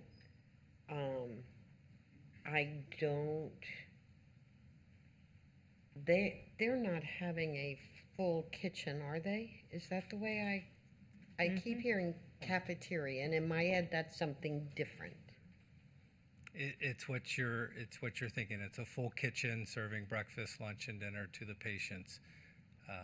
Okay, yes. so you'll have some kind of food delivery trucks coming in. Yes, small box Okay, trucks. Yep. again, I'm just trying to put all this traffic together.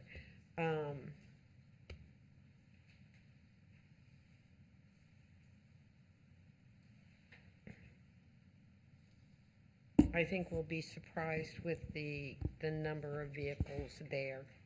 I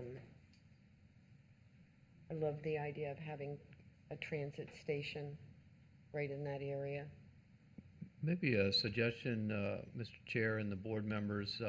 I think part of what we're struggling with is we're at a conditional use approval and we're really getting into like site The plan weeds. type issues. And the reason we're concerned about it is because the site plan's not coming back to us as it normally would with a large one. So we're understandably concerned about that. Perhaps if the board's inclined to, it's okay, the use is okay, what they're proposing, but perhaps, and I'm kind of working on this, I need some help probably on this, but we could add a condition perhaps that directs the Planning and Development Service Director in reviewing the site plan to consider additional easements for transit if needed, because we don't really know about the right-of-way, but that's something that can be determined if, to provide for transit. Also, to determine whether it would be appropriate to, instead of a sidewalk, have a fee in lieu of, given that we have a sidewalk across the road. And then also to review driveway access that should be aligned in such a manner to discourage through access on Dunn, something like that. Again, we can work with the language on it, but that would, it seemed to me, to try to give staff some direction when they're reviewing the site plan to try to take these issues into account, rather than just say it, just put it in the resolution and provide some direction to the staff to consider it. I mean, that's just a suggestion. For the board to consider. I'm getting a nod of approval from the planning director. And that What are was your very thoughts? good advice, so I'll make a motion to approve that with what the county attorney said. Okay. So we already did. He worded it well. Good job, Dan. All right. So we have a motion to approve. I have a second. And a second. Any other comments or questions on the item? Hearing none. All in favor? Aye. Any opposed? Motion passes. Thank you very much. Thank you, sir. Okay. The next item is going to be 9B7, self-storage, Kings Highway, and this one we will combine with 10C2. Back to my notes. Got a little sidetracked there. Welcome back, long time no see. Good evening, Mr. Chairman and Commissioners. For the record, Bethany Grubbs with the Planning and Development Services Department presenting Agenda Item 9B7 and 10C2, a request for a conditional use permit and major site plan on behalf of Wiley Place and Rapid Building Solutions. The conditional use permit is a quasi-judicial public hearing. In accordance with the public notice requirements outlined in Section 110003 of the St. Lucie County Land Development Code, public notice was advertised in the St. Lucie News Tribune on June 24th. Notice and response forms were mailed to all property owners located within a 500-foot radius of the subject property, and a sign was installed on the property notifying the public of tonight's public hearing. This is an aerial perspective of the property looking south, and the area outlined in red indicates the subject site. The undeveloped 4.47 acre property is located at the southeast corner of Turnpike Feeder Road and Miramar Avenue in Fort Pierce. Kings Highway and Turnpike Feeder Road at the intersection of Indria Road recently underwent improvements. A northbound right turn lane and median was recently constructed within the last year in front of the project site on Turnpike Feeder Road. Reflected here. The subject property is zoned commercial general with a compatible commercial future land use. The storage use is proposed inside of a commercial node, partly surrounded by a variety of residential neighborhoods.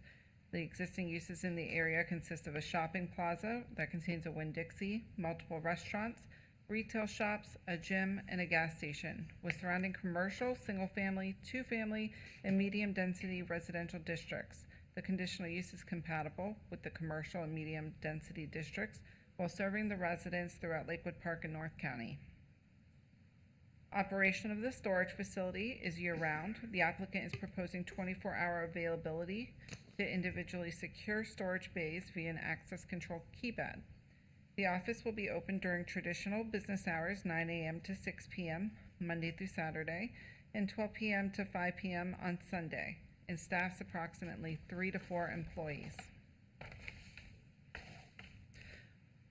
On April 28th, the Board of Adjustment granted a variance to allow a driveway with left turn movements to be located less than 350 feet from the Turnpike Feeder Road parallel base building line, and a variance to allow the edge of a driveway less than 25 feet from the side property line, as they determine the driveway location should not adversely impact public safety or traffic congestion in the area. The subject request is to develop a 103,200 square foot, 3-story self-storage facility. The project proposes 725 enclosed, climate-controlled, fully enclosed storage units, along with 43 RV and boat exterior storage stalls, associated parking, drainage, and utility infrastructure. The climate-controlled storage bays are fully equipped, which vary in size from 5 feet by 5 feet and 10 feet by 30 feet. The facility will contain a fire suppression system and is secured via an access control keypad.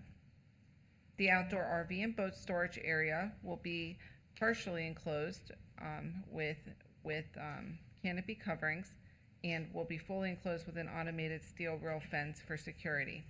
The access control gates internal to the site comply with the queuing provisions outlined in the Land Development Code, Section 71015. The plan provides 12 standard parking stalls with 2 ADA parking stalls, totaling 14 parking stalls, to meet the minimum required off-street parking requirements. 4 wall signs will be provided in the form of channel letters, 1 for each elevation, and 2 monument ground signs at the driveway entrances on Miramar Avenue and the southwest corner at the shared access connection. The use will be buffered from the adjacent residentially zoned land with the installation of an 8-foot wall along the perimeter of the property.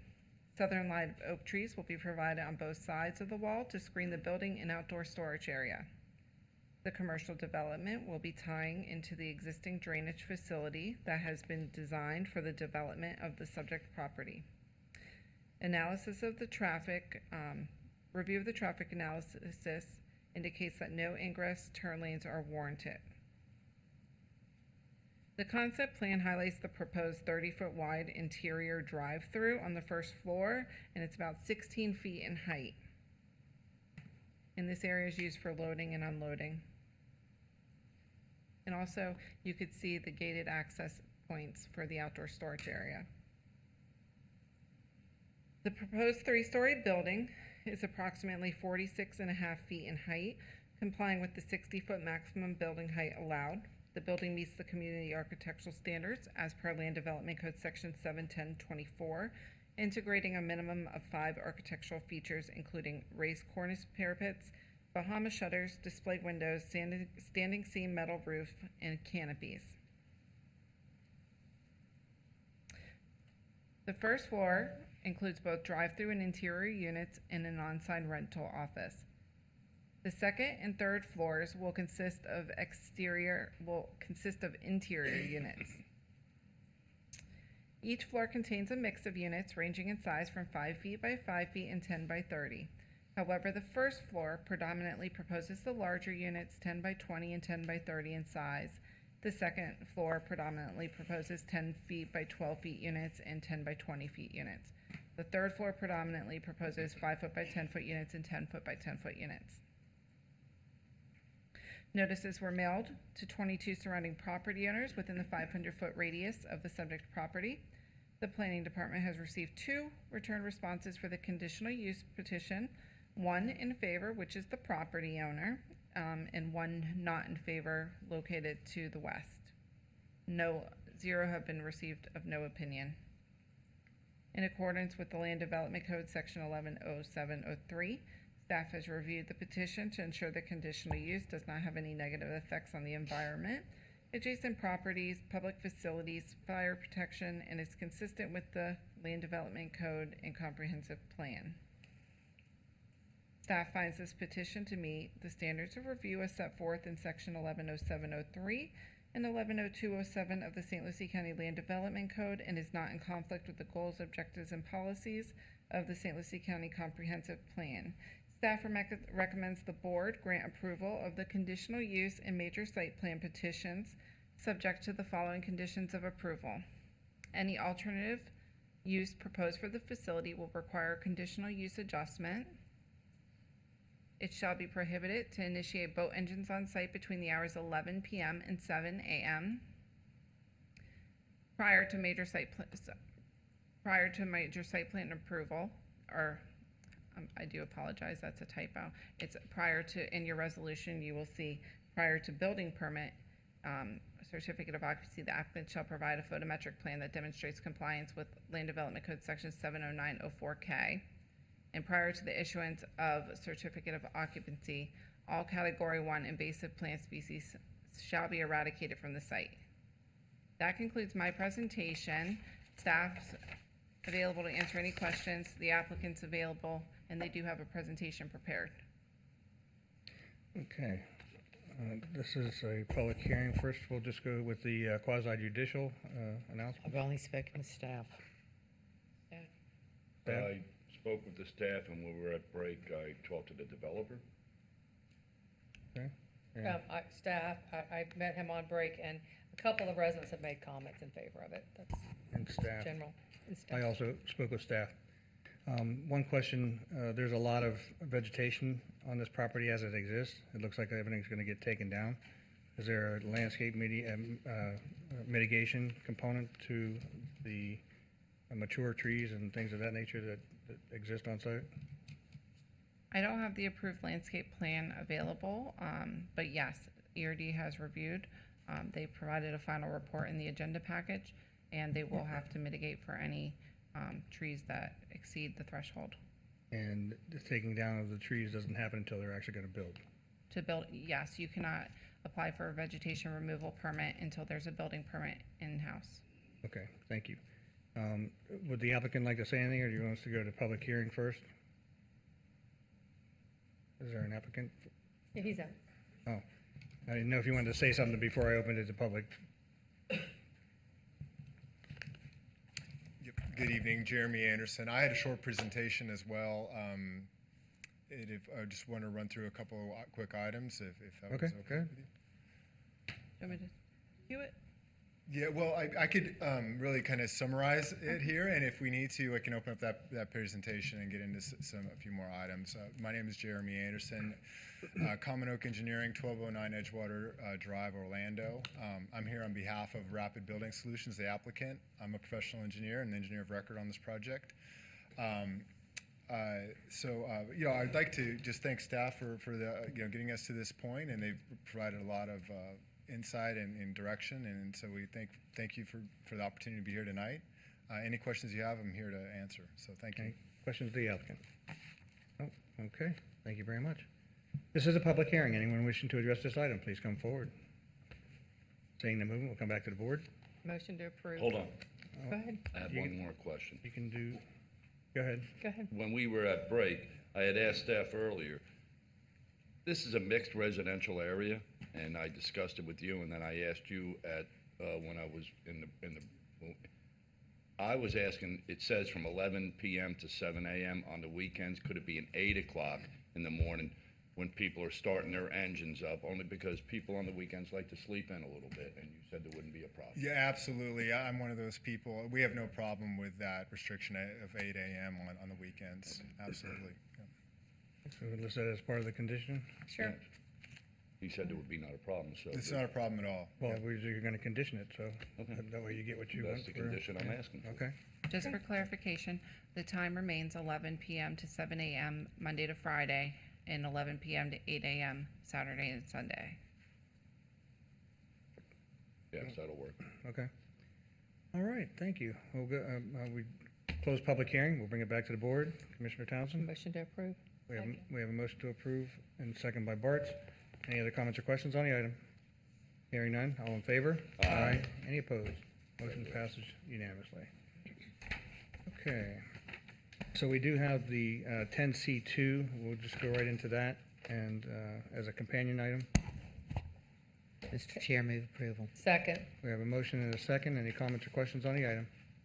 Hearing none. All in favor? Aye. Any opposed? Motion passes unanimously. All right. Next item will be 9B8. Are we coupling 10C2 also? 10C3. 10C3, sorry. I'm sorry. I had 10C2. as the 10C2 was the one we just did. 10C3 is Sampson. Sampson Tree Service. Yep. Well, we have to go through 9B8. Mhm. Or 9B8. I had this one right. All right. So we are in Sampson Tree Service, 9B8, Okay, which has a companion of 10C3. that's correct. Okay. And that's the major site plan. Again, Bethany Grubbs with the Planning Department presenting this The petition. workout tonight. So were you. For a conditional use permit and major site plan for a 5-acre land clearing and yard trash operation with mulching on behalf of Richard Sampson and Lucky 13 Holdings LLC. The conditional use petition is a quasi-judicial public hearing. In accordance with the public notice requirements outlined in section 110003 of the St. Lucie County Land Development Code, notice was advertised in the St. Lucie News Tribune on June 24th. 8 mail notices and response forms were mailed to all property owners located within a 500-foot radius of the subject property, and a sign was installed on the property notifying the public of tonight's hearing. The property is located at 21001 Orange Avenue in Fort Pierce on the south side of Orange Avenue, approximately 1 mile west of Sneed Road. This is an aerial perspective of the overall 18.34 acre property. The area outlined in red indicates the subject site. The area outlined in yellow indicates the 5-acre proposed conditional use boundary on the southwest corner of the property. While the majority of the property is zoned Ag 2.5, Agricultural 5, I apologize, the proposed conditional use boundary is zoned utilities with an Agricultural 5 future land use designation. The operation is limited to recycling and processing, land clearing and yard trash, and wholesale recycling of the mulch with no composting or incinerator proposed. Operation of the land clearing and yard trash recycling facility is year-round, Monday to Friday from 7 a.m. to 4 p.m. and Saturday from 8 a.m. to 4 p.m. with 3 on-site employees. The application estimates 10 truckloads of yard waste and debris will be delivered daily. The proposal entails 4 100 feet by 145 feet stockpile pads and 1 100 by 145 foot relocation pad. The project proposes mulching as a component of the yard waste recycling operation. The corresponding recycling phases consist of sorting, mulching, and material dyeing. The materials will be collected and delivered on-site by Sampson Tree Service, the applicant's tree trimming and landscaping business. The entire process of recycling, processing, and storing the vegetative yard trash or land clearing debris will total less than 60 days. The mulch is either removed by a Sampson Tree Service truck to use on a landscaping job or removed by a vendor. Each of the 4 pads are designed to stockpile approximately 4,000 cubic yards of debris. Certain wood types will remain natural and other wood types dyed. The oak and pine material are separated from the other yard waste and debris to be mulched and made available in their natural color. Other wood types may be dyed into 4 colors: black, brown, golden, and red. Pad 3 is designed for the dyeing over a stabilized mulch bed. The dyeing process occurs by a spray bar inside of the grinder, which disperses the dye. The dye is stored in 55-gallon barrels located inside a container on the south end of the property next to the pump that is connected to the water supply. The heavy equipment is stored on a stockpile pad that is not in use. As required by code, the recycling yard will be surrounded by an opaque vegetative buffer 8 feet in height. The site plan denotes a 20-foot wide perimeter greenbelt strip and associated landscaping consisting of a 4-foot tall berm and a 4-foot tall continuous hedge with native trees every 30 linear feet. Pursuant to Land Development Code Section 71012, alternative surfaces may be considered for the access aisles between stockpiles when a land clearing and yard trash operation is located outside of the urban service boundary, as approved by the Board of County Commissioners through the conditional use permit. The project proposes asphalt millings for the access aisles between the stockpiles.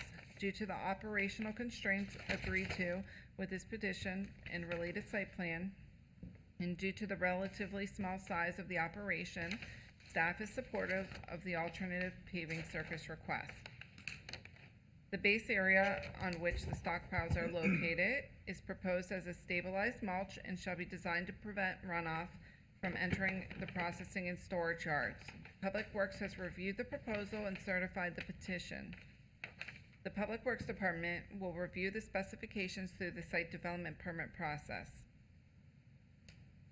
This slide highlights the various equipment that will be traversing the site. The top right depicts the wood chipper at approximately 90,000 pounds. On June 23rd, mail notices and response forms were sent to 8 property owners. As of today, no response forms have been received. Pursuant to Land Development Code Section 110207 and 110703, the applicant has demonstrated compliance with the following standards of review for the conditional use petition and major site plan applications. Land clearing and yard trash recycling operations are a conditional use within the utility zoning district on a minimum of 5 acres of land. Furthermore, the existing site and development complies with Section 70401, the lot size and dimensional requirements of the Land Development Code, and meets each of the supplemental standards. The operation is consistent with St. Lucie County Comprehensive Plan Policy 1.136, which requires adequate buffering and setbacks between agricultural and non-agricultural uses to protect such agricultural uses from adverse impacts associated with the encroachment of non-agricultural development, and Policy 4B114, providing a cost-effective alternative solid waste management practice that would extend the useful life of the landfill. The recycling yard is not visible from Orange Avenue's right-of-way. The recycling yard is located on the southwest 5 acres of the property and will be surrounded by an opaque vegetative buffer of 8 feet in height with the 20-foot perimeter greenbelt strip. Traffic projections will not adversely impact the existing level of service for the adjacent segment of Orange Avenue, and sufficient right-of-way exists at this location. The St. Lucie County Fire District has reviewed and approved the project in accordance with State Fire Code, and the Environmental Resources Department does not have any objection to the petitions, as no wetlands or intact native upland habitat were found on the 5-acre site. The conditional use petition and major site plan conform to the standards of review of the Land Development Code Section 71012, supplemental standards, 11207, 11703, and is consistent with the goals, objectives, and policies of the St. Lucie County Comprehensive Plan. Staff is recommending the Board of County Commissioners grant approval of the conditional use petition and major site plans subject to the 22 conditions of approval outlined in the draft resolution that is contained in your agenda packet. The conditions of approval assign the Code Enforcement Division as the responsible department for ensuring compliance through the multiple inspection processes. That concludes my presentation. Staff and the applicant are available to answer any questions, and there is a brief video presentation that the applicant has prepared. Thank you. While they're bringing that forward, quasi-judicial announcements? What? Is this quasi-judicial? Number 8. Yes. Yes. You guys, now you're questioning me on everything. Mr. Chair, I've spoken with staff and I actually did a site visit. Very good. Thank you. Commissioner Bartz?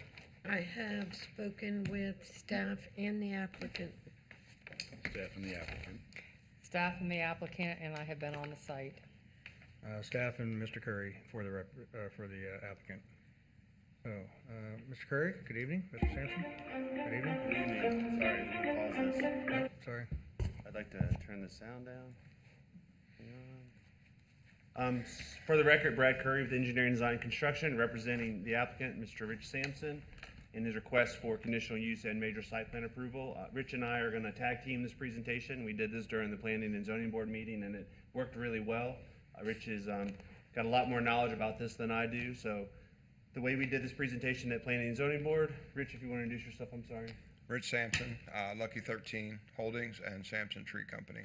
The way we did this at the Planning and Zoning Board meeting is we played the video and I paused it as we went through the video, and then at the end of it, we can answer any questions that you may have regarding it. This is a drone video that Rich had done.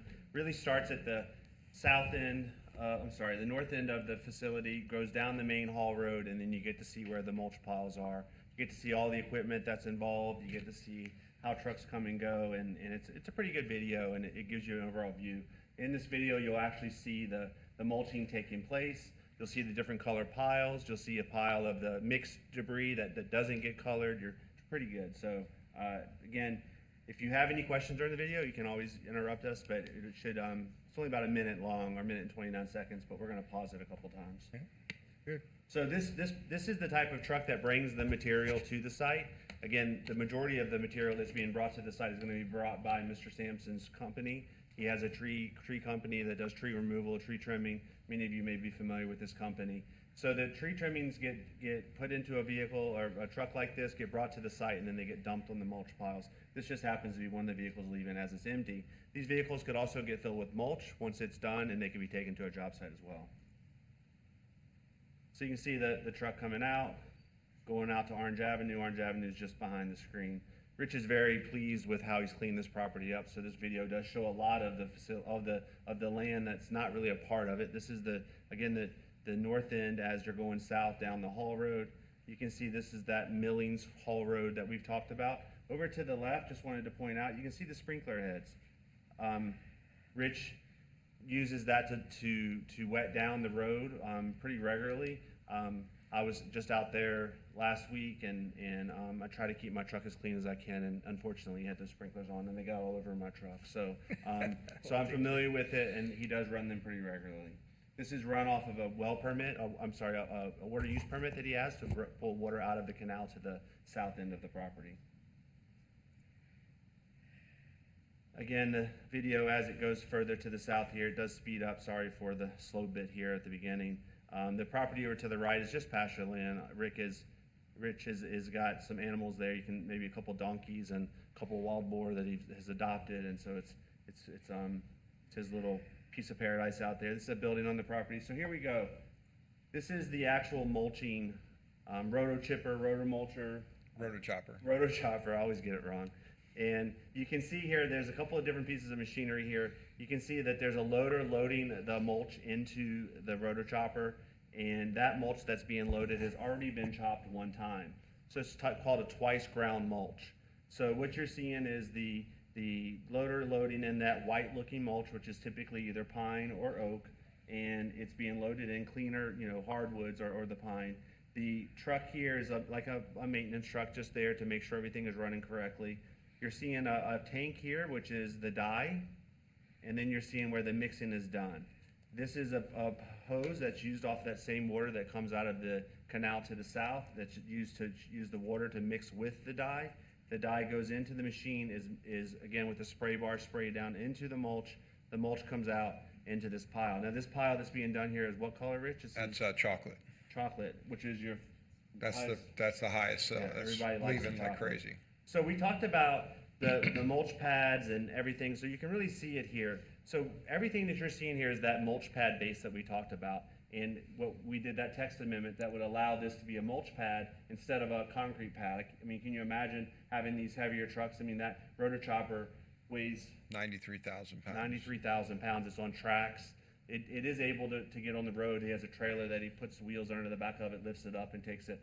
It is capable of being transported, but not on the tracks, of course. And then you have the loader over to the left, the rubber tire loader, that's actually mixing the mulch around. You have this track hoe here that's loading it. And then you have several pieces of machinery. Now, the key here is that every truck that comes on this property has the ability to go over this entire area. It won't get out here and sink down. That mulch is compacted enough to where the vehicles can traverse the entire facility. So this video does move around, and we get to circle around and see some of the other piles.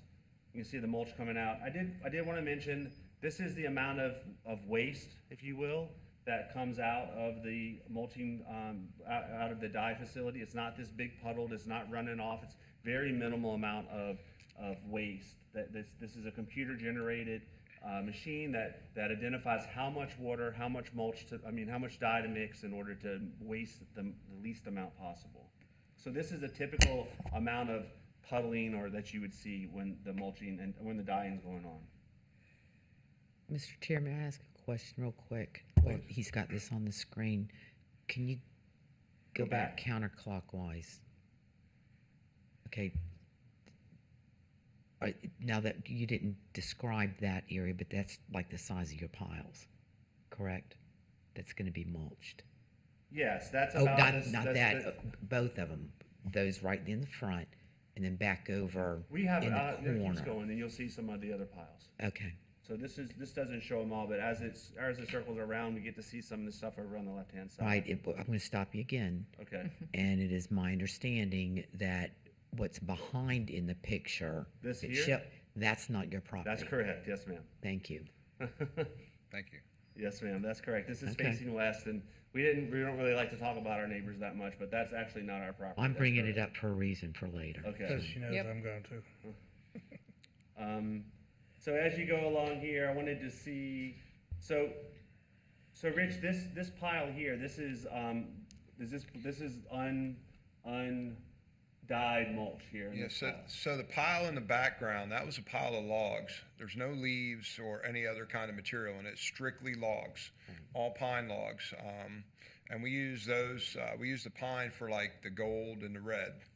So the brown we're making, we're using some of that right now for the brown, but normally we take all the root systems and I have a giant, essentially a pair of scissors on an excavator, and we slice everything down and send it through the machine. So everything that comes to the site, no matter how big it is, it could be 4 times as big as this table, and I can shear it down and run it through the machine.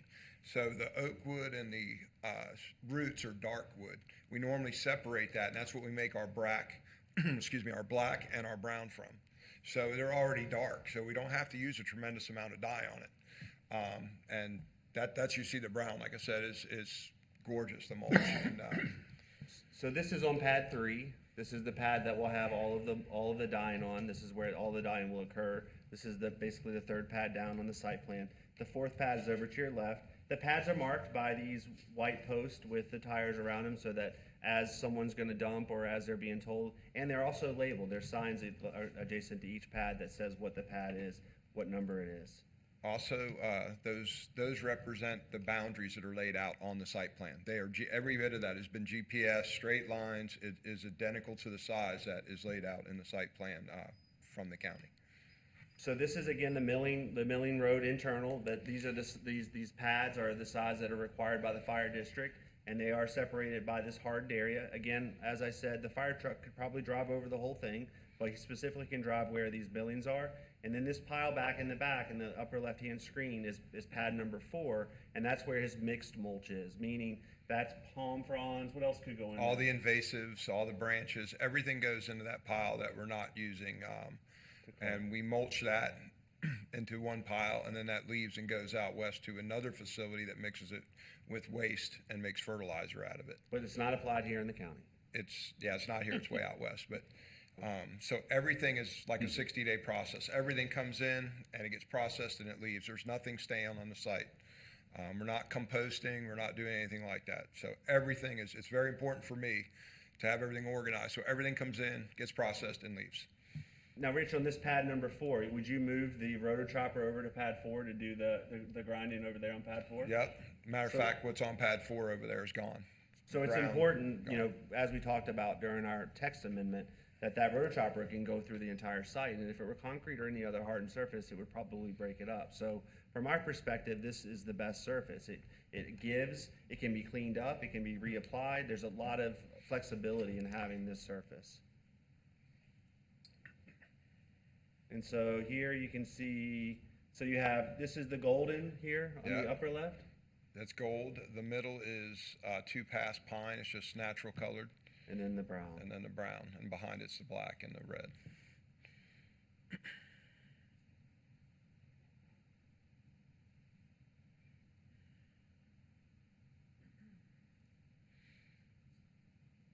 So that concludes our video. Rich does show in here, the video does go into the building, his Lucky 13 symbol here. Again, this is really not associated with the overall facility. There's restrooms provided for his workers on the property that are down at the site, and hand wash facility and everything else. So the building really isn't a part of it. Just, it was there existing, so Rich has some of his toys in it. we'd be happy to answer any questions that you have. Hopefully that video, I know Commissioner Hutchinson was fortunate enough to make it out there and see it firsthand, and I think it answered a lot of questions for her. So we wanted to be able to show a video that showed what it was. I think that when we talk about a mulching facility and things, I think we oftentimes have different images in our heads than what the reality is. So we thought a video would be the best way to do that. So again, we'd be happy to answer any questions that you would have on the conditional use or on the major site plan. Okay. Any questions of the applicant? All right. This is a public hearing. I'll open it up to the public. Any questions, points of view? Seeing no public, we'll come back to the board now. I've got some comment. Okay, go ahead. First of all, I think this is a very nice facility that you're putting together. You've agreed to yearly inspections. It meets all our supplemental standards. It's way off Orange Avenue, no incinerator, no combustion, no opposition. I fully support this. Thank you. Mr. Chair, can we get this a little bit further? Because one thing I don't think they've mentioned that plays on my mind, and that's why I pointed out earlier the properties behind you. The landscaping requirements are outrageous, what they're asking him to do.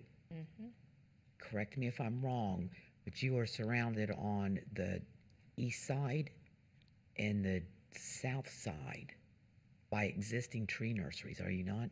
Oh, yes, Snapper Creek is, Okay. goes all the way in an L shape around me. And we're asking him to plant additional trees on top of a berm to protect him from the trees that's a nursery. Little odd to me. Why? Wait a minute, let me keep going, let me keep going. Then there's also the berm on the west side. Yes, ma'am. And even with that berm, and by the time you put your landscaping on top of that, I'm still going to be able to see the pile that is not yours.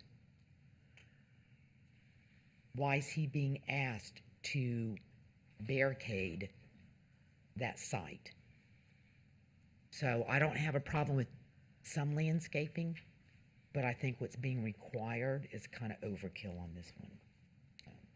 I agree. That's why originally when we first had this conversation, I had that conversation with DRD and planning and asked why he was being required to do it. So I'm glad that we're on the same page.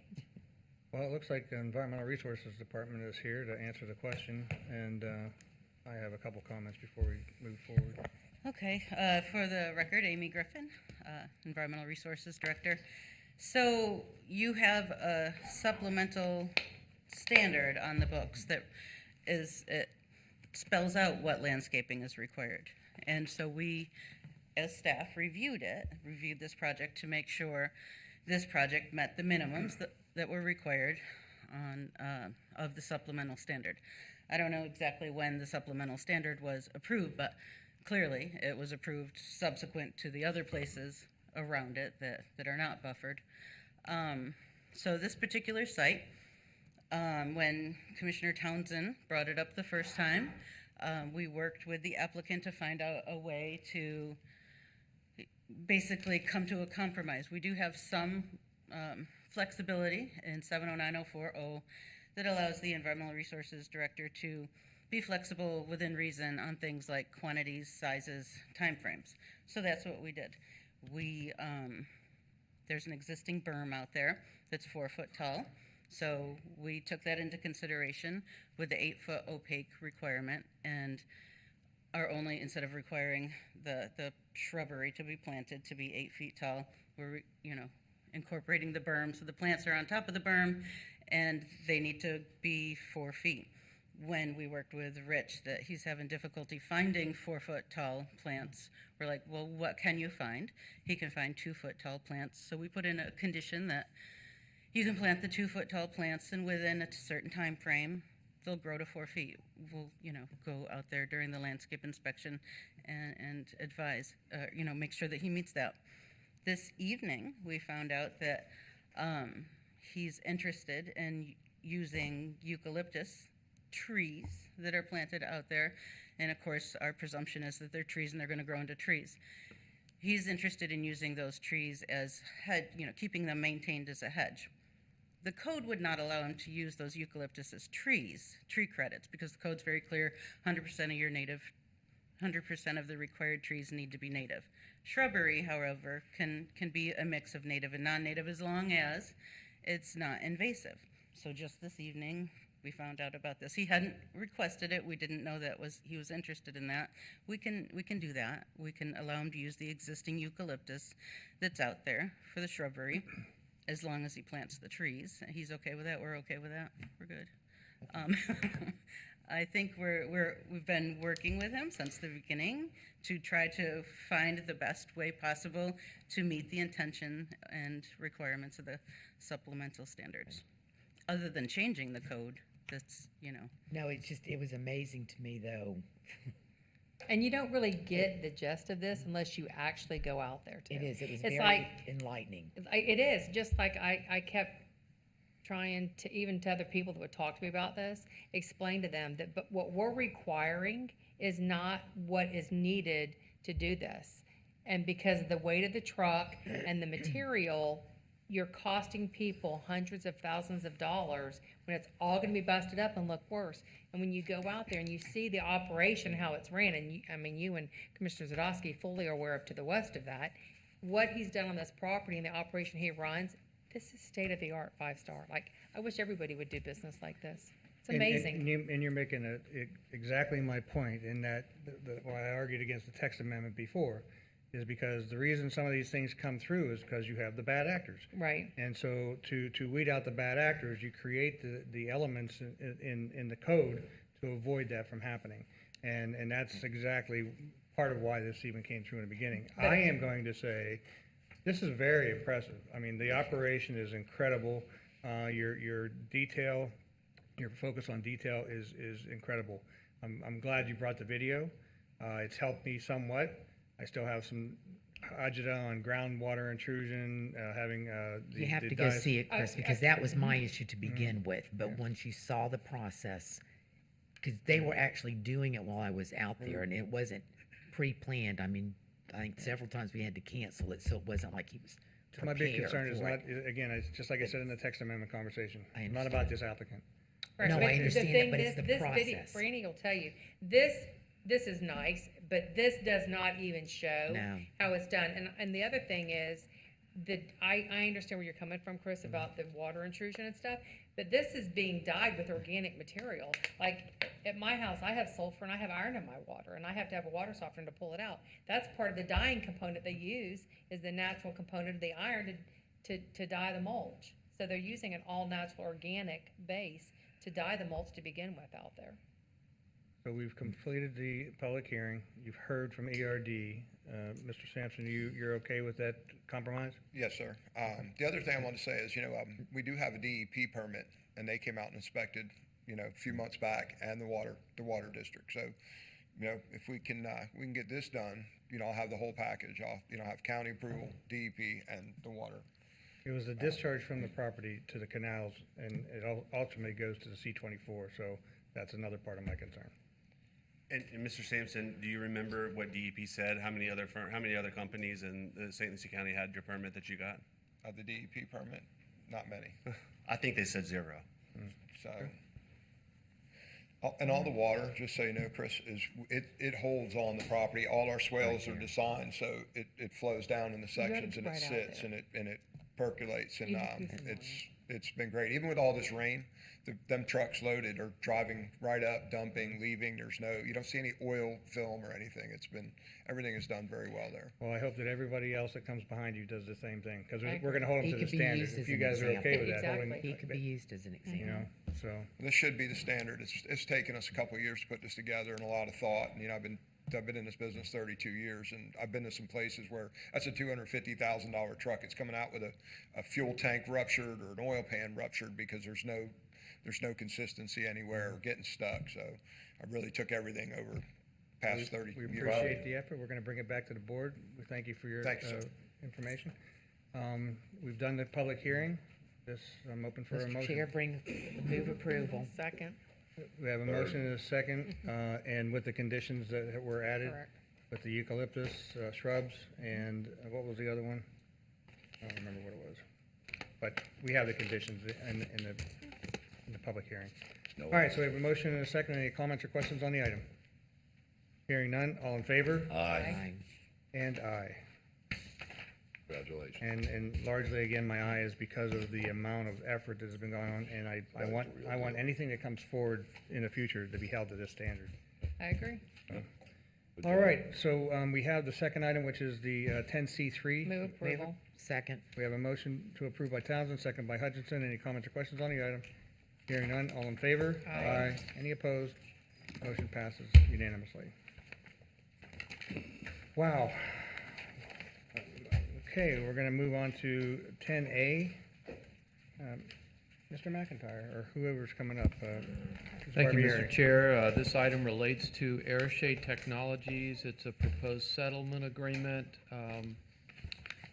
We, of course, have heard this before. Ms. Catherine Barbieri, Assistant County Attorney, will be presenting this item. Good evening. Good evening. For the record again, Catherine Barbieri, Assistant County Attorney, Chair, and Commissioners. As Mr. McIntyre said, it's Airshare Technologies, and it's agreed modification to the mutual settlement and release agreement that you previously approved.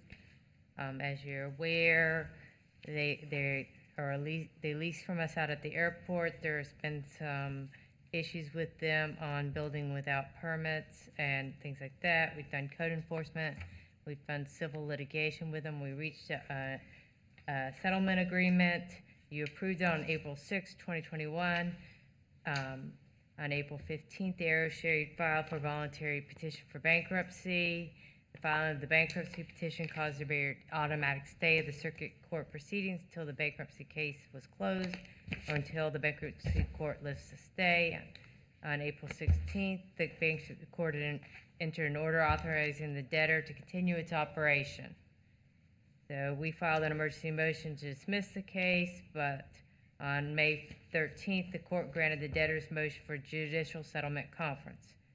Therefore, St. Lucie County and Airshade held the court-ordered judicial settlement conference. It took 2 days, and at that, there was just a slight modification to the original settlement agreement. The modifications are that debtor may terminate the lease sooner than the 2 years that's in the original settlement upon 30 days' notice. The operations of the spray booths will be prohibited unless the booth is in compliance with the governing codes. They will be allowed to use the mezzanines for uninhabitable space, mechanical rooms. Basically, they wanted to keep their IT servers up there. They said it was very expensive to move it, but they can only go up there when they need to maintain the IT servers. The debtors are going to pay the county's legal fees for the bankruptcy case of $20,000. We can request additional fees to be paid as an administrative expense by the debtor. And if they break the settlement agreement or the modification, the county shall file notice of default with the bankruptcy court. And if the court finds that there was a material breach, the court has the authority to order the debtor to surrender the lease premises immediately. Settlement, staff recommends the board approve the agreed modifications to mutual settlement and release agreement with Airshade Technologies and authorize the chair to sign any required documents prepared by the county attorney's office for same. Thank you. Who's going to inspect it? We do have inspection in the modification. We give 48 hours notice. It'll be county staff to go out. I'm going to work with the airport. We have been working with our building official and Peter Jones, who's an architect. They will be there to consult with the airport as we go out and inspect to make sure they're in compliance with the agreement. Okay. Any other questions of staff? This is a regular item. I'll accept the motion. Motion to approve. Second. We have a motion and a second. Any comments or questions on the item? Hearing none, all in favor? Aye. Motion passes unanimously. Next item. Thank you, Mr. Chairman. This item relates to the opioid litigation. In this case, it's another bankruptcy. It's the Purdue bankruptcy. There's a proposed vote on a restructuring plan. We did receive a letter from our outside counsel representing the county and also the city of Fort Pierce and the city of Port St. Lucie. The proposed settlement would provide for assets to be sold and allocated among various creditors, including state, local, and tribal governments.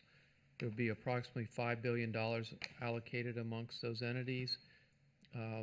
Approximately 7% of the entity funds would be apportioned to the state of Florida, and those would be distributed in accordance with the MOU that the board approved on June the 1st. Our litigation team believes that the proposed settlement represents a fair and equitable resolution against Purdue for the reasons stated in their email attachment. Staff recommends approval. Move approval. We have a motion to approve, second by Bartz. Any other comments or questions on the item? Hearing none, motion passes. Oops. All in favor? Aye. Getting late. It is getting late. So, motion passes unanimously. Thank you. Human reason. All right, now on to human resources.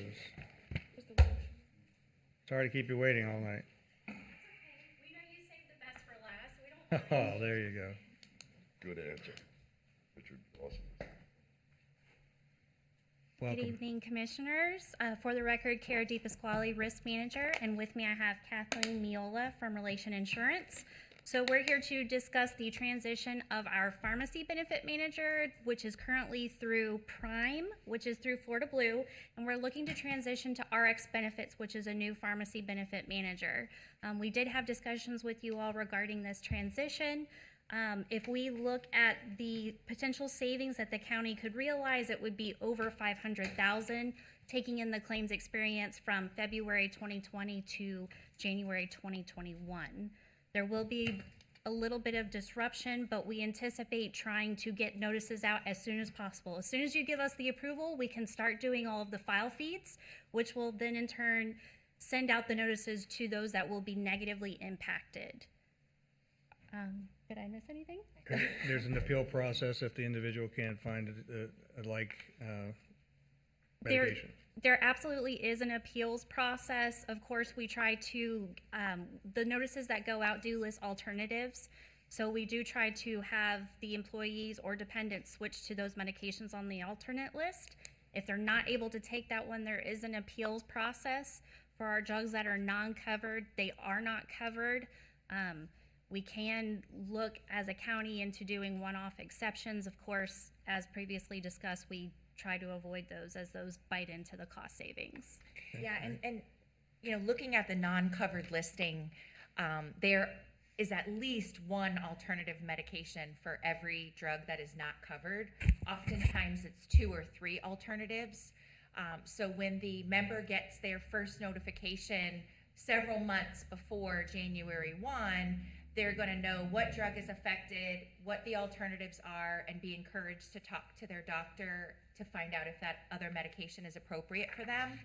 And it works the same way in your current program. With Prime Therapeutics and Florida Blue, you have a formulary drug listing, just like you would have under the new program. And there's drugs that are not covered today, that it's just not 100% match between what's not covered today and what's not covered under the new program. But the idea here is, you know, to communicate very early on, so the membership that is impacted has enough time to work with their doctor and make a change so that their medication can be covered under the new program. Okay, any questions of staff? Commissioner Mitchell.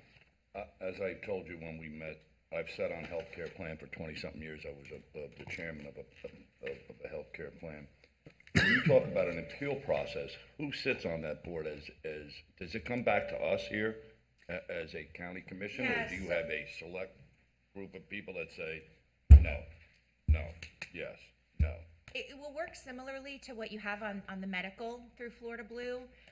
And we're talking about, you know, once in a blue moon kind of exceptions, where it's somebody that's tried every therapeutic alternative for their extreme condition, it just doesn't work for them, and they've gone through all of those steps. You probably, you might have 1 or 2 people in the whole county membership population that might fall into that criteria.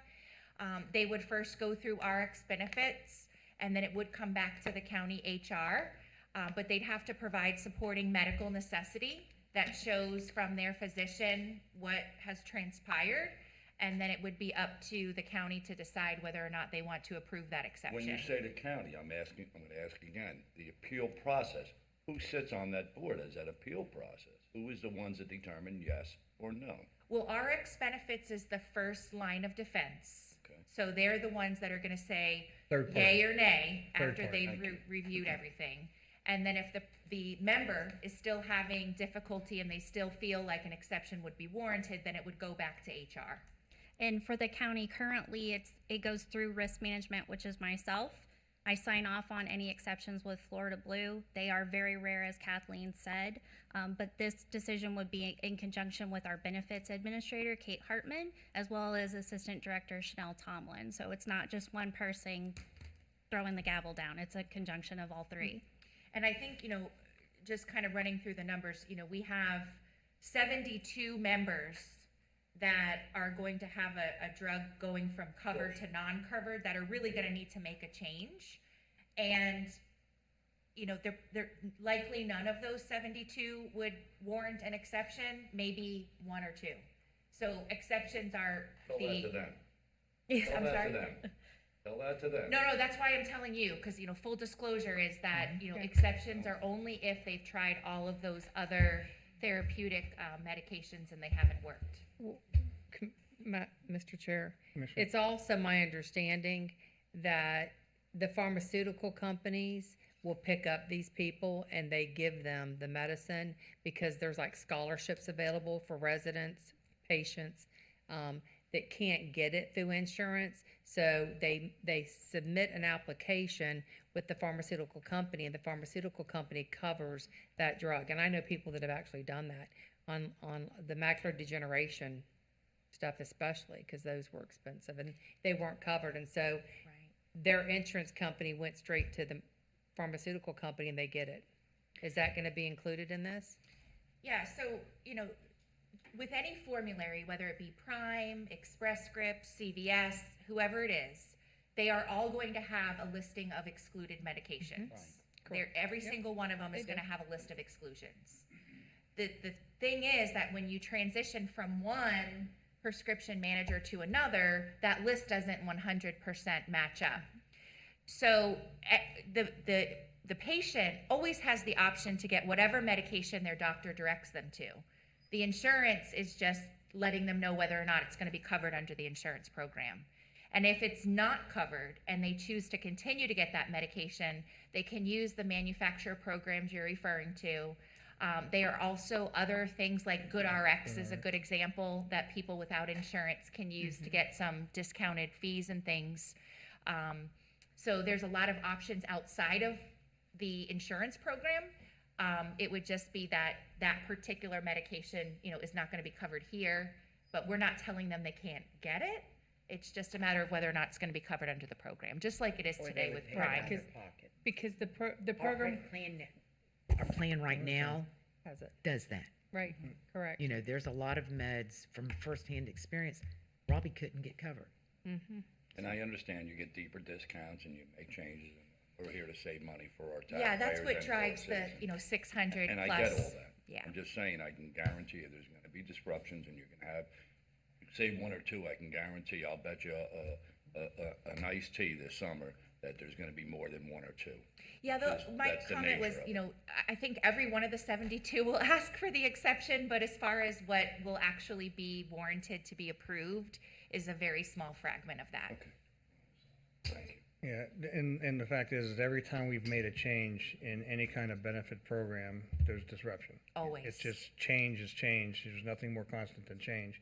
And when we went to the clinic process, we saved millions and millions and millions and millions of dollars, and the convenience and the ability to keep people in the wellness program, all of which were new and cutting edge efforts.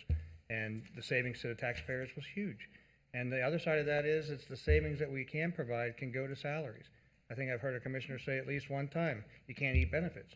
Well, but at the end of the day, wellness is important to all of us, regardless of where we work.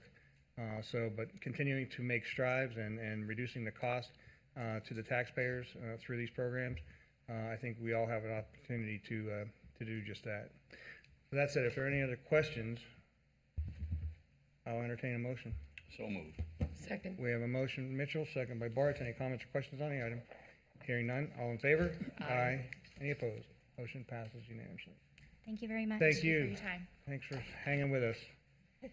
Any other announcements from the board? I have a question. Or a question, okay? Mr. Tipton, where are we with the airport RFP on the hangar? It just went out. Did it go out yet? I will have to check with Mr. Payne. The last time I spoke with Stan, which wasn't last week, but the week before, it was under outside legal review. I just don't know the status. Okay. I mean, because I knew we talked about it a week ago, but then you and I were at conference, and I didn't know if it went out while we were gone that week or if it's coming out soon. I'm just looking for a date. I think there's been some investigation of opportunities that may be out there, and we have the airport conference next week. Right. So I think maybe if there is any delay in it, it may be From that? due Okay. to moving in that direction to be able to meet with different Thank folks you. that are out there. Any other comments from the board? Mr. Tipton, any comments, any announcements? Just to share that we are on an unusual schedule for July. We begin our budget workshops tomorrow at 1 p.m. Those will be over at the Fenn Center.